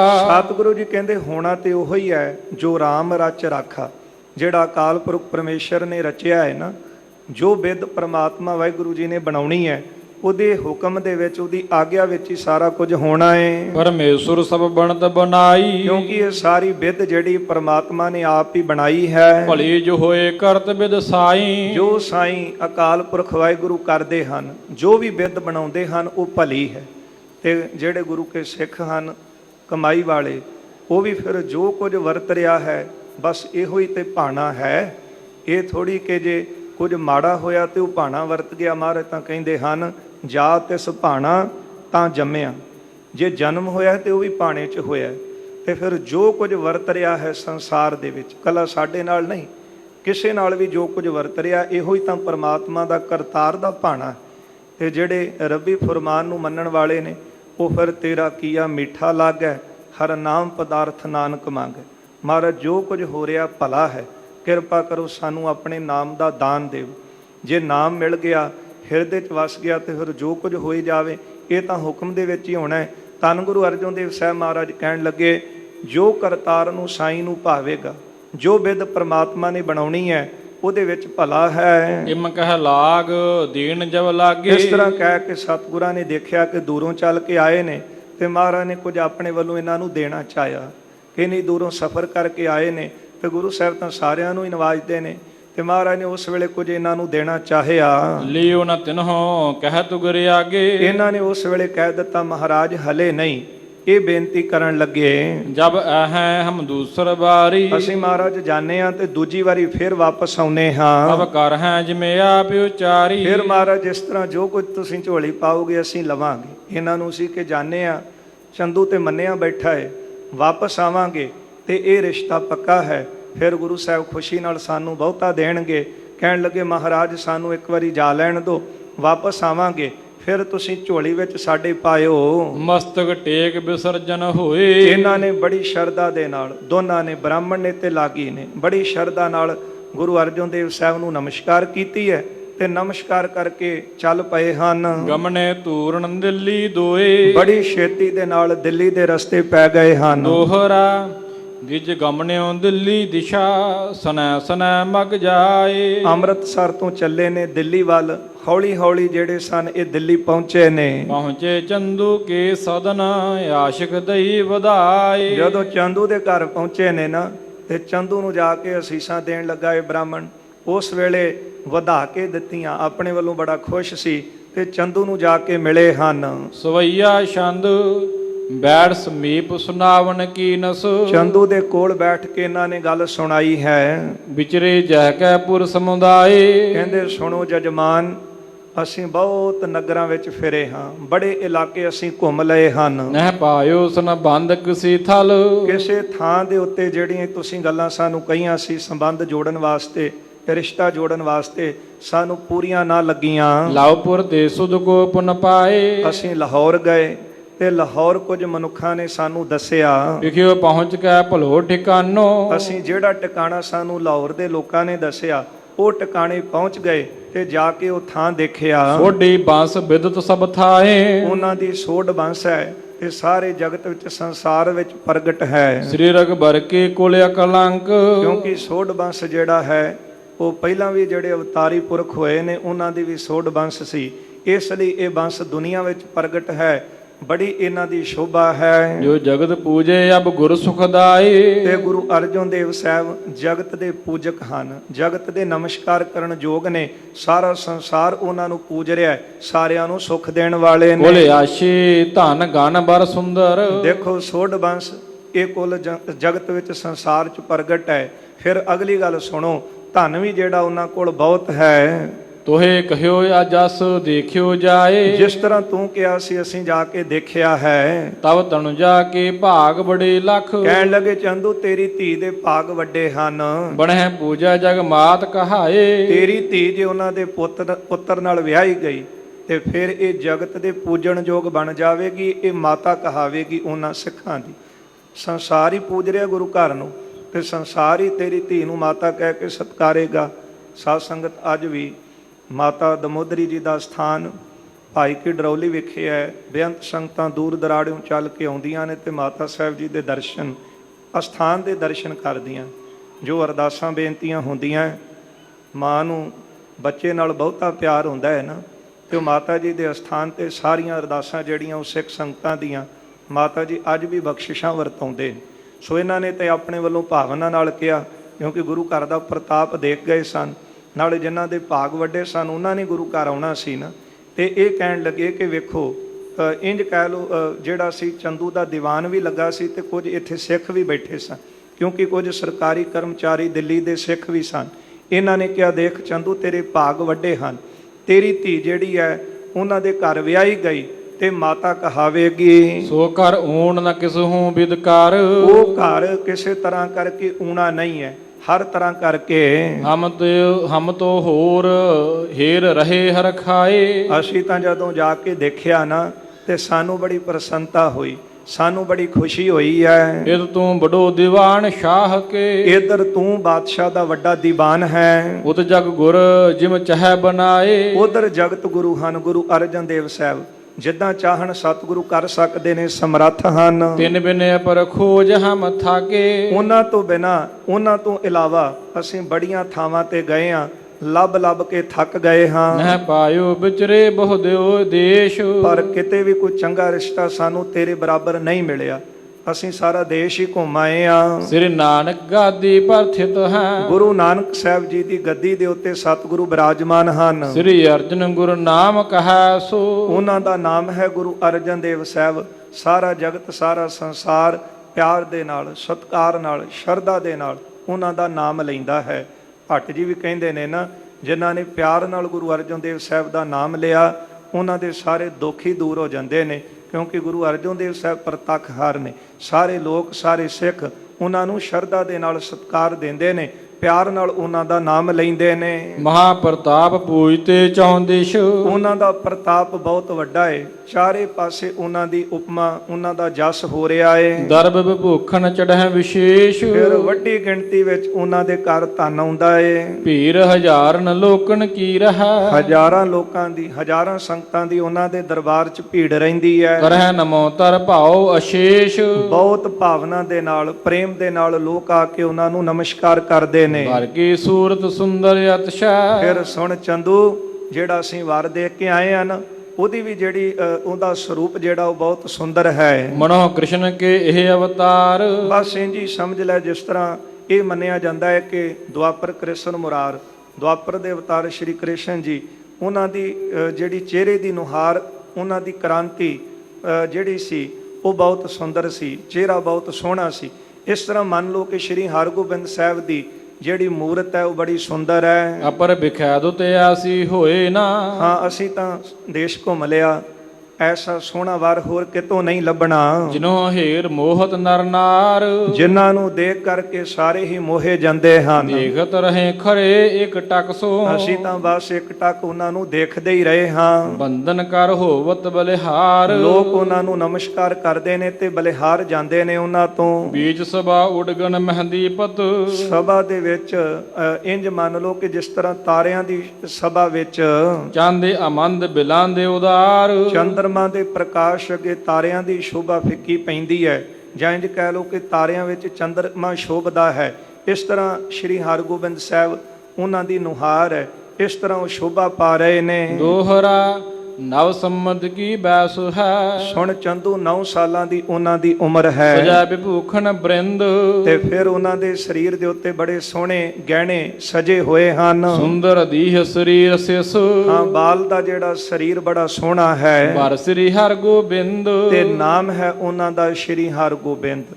ਇਹਨਾਂ ਨੇ ਜਾ ਕੇ ਦਿੱਲੀ ਚੰਦੂ ਨੂੰ ਦੱਸਿਆ, ਕਹਿਣ ਲੱਗੇ ਸੋਢ ਬੰਸ ਹੈ, ਬੇਅੰਤੀ ਸੰਗਤਾਂ ਆਉਂਦੀਆਂ ਨੇ, ਬੜੀਆਂ ਭੇਟਾਵਾਂ ਚੜ੍ਹਦੀਆਂ ਨੇ, ਲੋਕਾਂ ਦੀਆਂ ਕਤਾਰਾਂ ਲੱਗੀਆਂ ਰਹਿੰਦੀਆਂ ਨੇ, ਦਰਸ਼ਨ ਕਰਕੇ ਸੰਗਤ ਆਪਣੇ ਆਪ ਨੂੰ ਧਨ ਜਾਣਦੀ। ਨਾਮ ਉਹਨਾਂ ਦੇ ਪਿਤਾ ਦਾ ਗੁਰੂ ਅਰਜਨ ਦੇਵ ਸਾਹਿਬ ਹੈ, ਵੱਡਾ ਉਹਨਾਂ ਦਾ ਦਰਬਾਰ ਹੈ, ਉਹਨਾਂ ਦੇ ਸੁਪੁੱਤਰ ਹਨ ਤੇ ਸੋਹਣੇ ਸਰੂਪ ਵਾਲੇ, ਸੁੰਦਰ ਸਰੂਪ ਵਾਲੇ, ਜਿਨ੍ਹਾਂ ਦਾ ਨਾਮ ਸ੍ਰੀ ਹਰਗੋਬਿੰਦ ਹੈ। ਸਵਈਆ ਛੰਦ ਸੁਣ ਦੀਵਾਨ ਜੀ ਭਾਗ ਆਪਣੇ, ਕਹਿਣ ਲੱਗੇ ਦੀਵਾਨ ਜੀ ਸੁਣੋ, ਆਪਣੇ ਜਿਹੜੇ ਤੁਹਾਡੇ ਭਾਗ ਹਨ, ਜਗਮੋਹ ਸਭ ਤੇ ਧਨ ਨਿਹਾਰ, ਇਹ ਆਪਣੇ ਭਾਗਾਂ ਨੂੰ ਤੁਸੀਂ ਜਗਤ ਵਿੱਚ ਧਨ ਜਾਣੋ, ਤੁਹਾਡੇ ਵੱਡੇ ਭਾਗ ਨੇ। ਕਿਉਂਕਿ ਗੁਰੂ ਘਰ ਦਾ ਪ੍ਰਤਾਪ ਸ਼ੋਭਾ ਦੇਖੀ ਹੈ ਤੇ ਇਹ ਜਾਣ ਗਏ ਕਿ ਇਹਨਾਂ ਵਰਗਾ ਪ੍ਰਤਾਪ ਤੇ ਹੋਰ ਕਿਸੇ ਦਾ ਹੈ ਹੀ ਨਹੀਂ।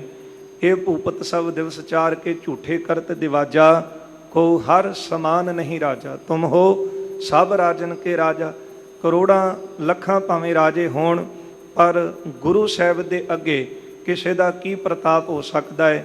ਇੱਥੇ ਤਾਂ ਨੱਥਾ ਤੇ ਅਬਦੁੱਲਾ ਬੜੀ ਭਾਵਨਾ ਦੇ ਸਹਿਤ ਗੁਰੂ ਹਰਗੋਬਿੰਦ ਸਾਹਿਬ ਦੀ ਉਪਮਾ ਚ ਗਾਉਂਦੇ ਸਨ, ਪੱਗ ਤੇਰੀ ਕੀ ਜਹਾਂਗੀਰ ਦੀ। ਇਸ ਲਈ ਇਹਨਾਂ ਨੇ ਕਿਹਾ, ਕਹਿਣ ਲੱਗੇ ਚੰਦੂ ਤੂੰ ਆਪਣੇ ਵੱਡੇ ਭਾਗ ਜਾਣ, ਜਿਸ ਕੋ ਭਇਓ ਜਮਾਤਾ ਆਸੂ, ਜਿਨ੍ਹਾਂ ਨੂੰ ਐਸਾ ਜਵਾਈ ਮਿਲ ਜਾਵੇ, ਸੇਵਾ ਮਿਲ ਕੇ ਲੋਕ ਹਜ਼ਾਰ, ਤੇ ਫਿਰ ਹਜ਼ਾਰਾਂ ਲੋਕ ਮਿਲ ਕੇ ਉਹਨਾਂ ਦੀ ਸੇਵਾ ਵਿੱਚ ਖਲੋਂਦੇ ਹਨ। ਸੁਦਾ ਸਰੋਵਰ ਮਹਿ ਹਰ ਮੰਦਰ, ਸੁਦਾ ਸਰੋਵਰ ਅੰਮ੍ਰਿਤ ਸਰੋਵਰ ਵਿੱਚ ਜੋ ਹਰਮੰਦਰ ਹੈ, ਧਨ ਲਗਾਏ ਗਣ ਕੀਨ ਸਤਿਆਰ, ਬਹੁਤਾ ਧਨ ਲਾ ਕੇ ਗੁਰੂ ਸਾਹਿਬ ਨੇ ਉਹ ਹਰਮੰਦਰ ਸਾਹਿਬ ਦੀ ਇਮਾਰਤ ਜਿਹੜੀ ਹੈ ਸੁਦਾ ਸਰੋਵਰ ਅੰਮ੍ਰਿਤ ਸਰੋਵਰ ਦੇ ਵਿੱਚ ਤਿਆਰ ਕੀਤੀ ਹੈ। ਜਿਸ ਮੈਂ ਬੈਠ ਸੁਹਾਵਤ ਨਿਤ ਪ੍ਰਤ, ਉਸ ਹਰਮੰਦਰ ਸਾਹਿਬ ਅੰਦਰ ਬੈਠ ਕੇ ਨਿਤ ਸ਼ੋਭਾ ਪਾਉਂਦੇ ਨੇ। ਚਾਹੁੰ ਜਿਸ ਕੀ ਸੰਗਤ ਕੇ ਦੇਕਾਰ, ਚਾਰੇ ਪਾਸਿਆਂ ਦੀਆਂ ਸੰਗਤਾਂ ਜਿਹੜੀਆਂ ਨੇ ਉਹ ਗੁਰੂ ਸਾਹਿਬ ਜੀ ਨੂੰ ਆ ਕੇ ਅਨੇਕਾਂ ਹੀ ਭੇਟਾਵਾਂ ਜਿਹੜੀਆਂ ਨੇ ਉਹਨਾਂ ਦੇ ਚਰਨਾਂ ਵਿੱਚ ਅਰਪਣ ਕਰਦੀਆਂ ਨੇ। ਇਹ ਗੁਰੂ ਘਰ ਦੀ ਉਪਮਾ ਜਿਹੜੀ ਇਹਨਾਂ ਨੇ ਜਾ ਕੇ ਚੰਦੂ ਨੂੰ ਸੁਣਾਈ। ਸਾਧ ਸੰਗਤ, ਇਹ ਦੀਵਾਨ ਚੰਦੂ ਦਾ ਜਿਹੜਾ ਲੱਗਾ ਸੀ, ਉਸ ਦੀਵਾਨ ਦੇ ਵਿੱਚ ਜਿੱਥੇ ਚੰਦੂ ਦੇ ਕੁਝ ਸੰਗੀ ਸਾਥੀ ਸਨ, ਕੁਝ ਸਿੱਖ ਕਰਮਚਾਰੀ ਵੀ ਬੈਠੇ ਸਨ, ਨੌਕਰੀ ਭਾਵੇਂ ਕਰਦੇ ਸਨ, ਪਰ ਜਦੋਂ ਚੰਦੂ ਨੇ ਗੱਲ ਸੁਣੀ ਹੈ ਨਾ, ਇਹਨਾਂ ਨੇ ਤਾਂ ਗੁਰੂ ਘਰ ਦੀ ਜੋ ਉਪਮਾ ਸੀ ਉਹ ਜਾ ਕੇ ਦੱਸ ਦਿੱਤੀ। ਇੱਕ ਤਾਂ ਹੁੰਦਾ ਕੋਈ ਵਧਾ ਚੜਾ ਕੇ ਗੱਲ ਕਰਨੀ, ਪਰ ਗੁਰੂ ਘਰ ਦੀ ਉਪਮਾ ਜਿੰਨੀ ਮਰਜ਼ੀ ਕੋਈ ਵਧਾ ਲਵੇ। ਭਗਤ ਜੀ ਦੇ ਆਪਾਂ ਬਚਨ ਪੜ੍ਹਦੇ ਹਾਂ, ਕਬੀਰ ਸਾਤ ਸਮੁੰਦੈ ਮਸਤ ਕਰੋ, ਕਲਮ ਕਰੋ ਬਨ ਰਾਏ, ਵਸੁਦਾ ਕਾਗਦ ਜਾਓ ਕਰੋ, ਹਰ ਜਸ ਲਿਖਣ ਨਾ ਜਾਏ। ਭਗਤ ਜੀ ਕਹਿੰਦੇ ਨੇ, ਸੱਤਾਂ ਸਮੁੰਦਰਾਂ ਨੂੰ ਸਿਆਹੀ ਬਣਾ ਲਾਂ, ਇਹ ਸਾਰੀ ਬਨਾਸਪਤੀ ਕਲਮ ਬਣਾ ਲਾਂ, ਧਰਤੀ ਨੂੰ ਮੈਂ ਕਾਗਜ਼ ਬਣਾ ਲਾਂ, ਤੇ ਫਿਰ ਮੈਂ ਆਪਣੇ ਗੁਰੂ ਦੀ ਉਪਮਾ, ਮਾਲਕ ਦੀ ਉਪਮਾ ਲਿਖਣ ਲੱਗਾ, ਤੇ ਫਿਰ ਵੀ ਨਹੀਂ ਪੂਰਨ ਤੌਰ 'ਤੇ ਲਿਖ ਸਕਦਾ। ਇਹਨਾਂ ਨੇ ਤਾਂ ਜਿੰਨੀ ਕੁ ਇਹਨਾਂ ਵਿੱਚ ਸਮਰੱਥਾ ਸੀ ਉਨੀ ਕੁ ਜਾ ਕੇ ਗੱਲ ਕੀਤੀ ਹੈ ਨਾ। ਇੱਥੇ ਤਾਂ ਉੱਚ ਪਾਰ ਬੇਅੰਤ ਸੁਆਮੀ ਕੌਣ ਜਾਣੈ ਗੁਣ ਤੇਰੇ, ਅੰਤ ਨ ਪਾਵਤ ਦੇਵ ਸਭੈ ਮੁਨ, ਤੁਹਾਡੇ ਦਰ ਦਾ ਜਸ ਕੌਣ ਪੂਰਨ ਤੌਰ 'ਤੇ ਗਾ ਕੇ ਬਿਆਨ ਕਰ ਸਕਦਾ ਹੈ। ਪਰ ਜਦੋਂ ਭਰੀ ਸਭਾ ਵਿੱਚ ਚੰਦੂ ਨੇ ਗੱਲ ਸੁਣੀ ਤੇ ਇਹਨੇ ਉਸ ਵੇਲੇ ਜਿਹੜੀ ਸੀ ਆਪਣੇ ਵੱਲੋਂ ਆਪਣੀ ਅਣਖ ਜਗਾਈ ਕਿ ਮੇਰੇ ਧੀ ਦਾ ਰਿਸ਼ਤਾ ਦੇਖਣ ਗਏ ਤੇ ਕਹਿ ਰਹੇ ਨੇ ਉਹ ਘਰ ਬਹੁਤ ਵੱਡਾ ਹੈ। ਇਸ ਲਈ ਇਹਨੇ ਅਣਖ ਵਿੱਚ ਆ ਕੇ, ਹੰਕਾਰ ਵਿੱਚ, ਹਉਮੈ ਵਿੱਚ ਆ ਕੇ, ਜਿਸ ਤਰ੍ਹਾਂ ਸੱਪ ਫੁੰਕਾਰੇ ਮਾਰਦਾ ਹੈ ਨਾ, ਹੰਕਾਰ ਹਉਮੈ ਹੁੰਦੀ ਹੈ ਉਹਦੇ ਅੰਦਰ, ਵੈਸੇ ਤੇ ਉਹ ਜ਼ਹਿਰ ਨਾਲ ਭਰਿਆ ਹੁੰਦਾ ਤਾਂ ਮਾਰਦਾ ਫੁੰਕਾਰੇ, ਇਹ ਹਉਮੈ ਵੀ ਜ਼ਹਿਰ ਹੈ। ਤੇ ਉਸ ਵੇਲੇ ਇਹ ਹੰਕਾਰ ਵਿੱਚ ਆ ਕੇ ਜਿਹੜੀਆਂ ਗੱਲਾਂ ਕਹੇਗਾ ਉਹ ਸਿੱਖਾਂ ਨੇ ਬਰਦਾਸ਼ਤ ਨਾ ਕੀਤੀਆਂ। ਤੇ ਫਿਰ ਦਿੱਲੀ ਦੀ ਸੰਗਤ ਨੇ ਜਿਸ ਤਰ੍ਹਾਂ ਚਿੱਠੀਆਂ ਭੇਜੀਆਂ, ਸੁਨੇਹਾ ਭੇਜਿਆ ਗੁਰੂ ਸਾਹਿਬ ਨੂੰ, ਇਹ ਵਿਚਾਰ ਆਪਾਂ ਕੱਲ੍ਹ ਦੇ ਦੀਵਾਨਾਂ 'ਚ ਸਰਵਣ ਕਰਾਂਗੇ ਜੀ। ਇੱਥੇ ਸਮਾਂ ਨਿਯਤ ਕੀਤਾ ਸਮਾਪਤੀ ਵੱਲ ਜਾ ਰਿਹਾ ਹੈ। ਭੁੱਲਾਂ ਚੁੱਕਾਂ ਦੀ ਖਿਮਾ ਕਰ ਦੇਣੀ, ਅੱਗੇ ਵਾਸਤੇ ਅਸੀਸ ਦੇਣੀ। ਅਰਦਾਸ ਕਰੀ ਗੁਰੂ ਚਰਨਾਂ ਵਿੱਚ ਸਤਿਗੁਰਾਂ ਦਾ ਕੀਮਤੀ ਉਪਦੇਸ਼ ਸਾਡੇ ਹਿਰਦਿਆਂ 'ਚ ਵਸੇ, ਉਹਨਾਂ ਬਚਨਾਂ ਦੀ ਕਮਾਈ ਕਰ ਸਕੀਏ, ਲੋਕ ਸੁਖੀਏ ਪਰ ਲੋਕ ਸੁਹੇਲੇ ਹੋ ਜਾਣ। ਆਓ ਦੋ ਪੰਕਤੀਆਂ ਸਰਵਣ ਕਰੀਏ, ਇੱਥੇ ਫਤਿਹ ਬੁਲਾਈਏ ਜੀ। ਸੁਦਾ ਸਰੋਵਰ ਮਹਿ ਹਰ ਮੰਦਰ, ਧਨ ਲਗਾਏ ਗਨ ਕੀਨ ਸਤਿਆਰ। ਤਿਸ ਮੈਂ ਬੈਠ ਸੁਹਾਵਤ ਨਿਤ ਪ੍ਰਤ, ਚਾਹੁ ਦਿਸ ਕੀ ਸੰਗਤ ਦੇ ਕਾਰ। ਵਾਹਿਗੁਰੂ ਜੀ ਕਾ ਖਾਲਸਾ, ਵਾਹਿਗੁਰੂ ਜੀ ਕੀ ਫਤਿਹ। ਹੈ ਅਚੋਤ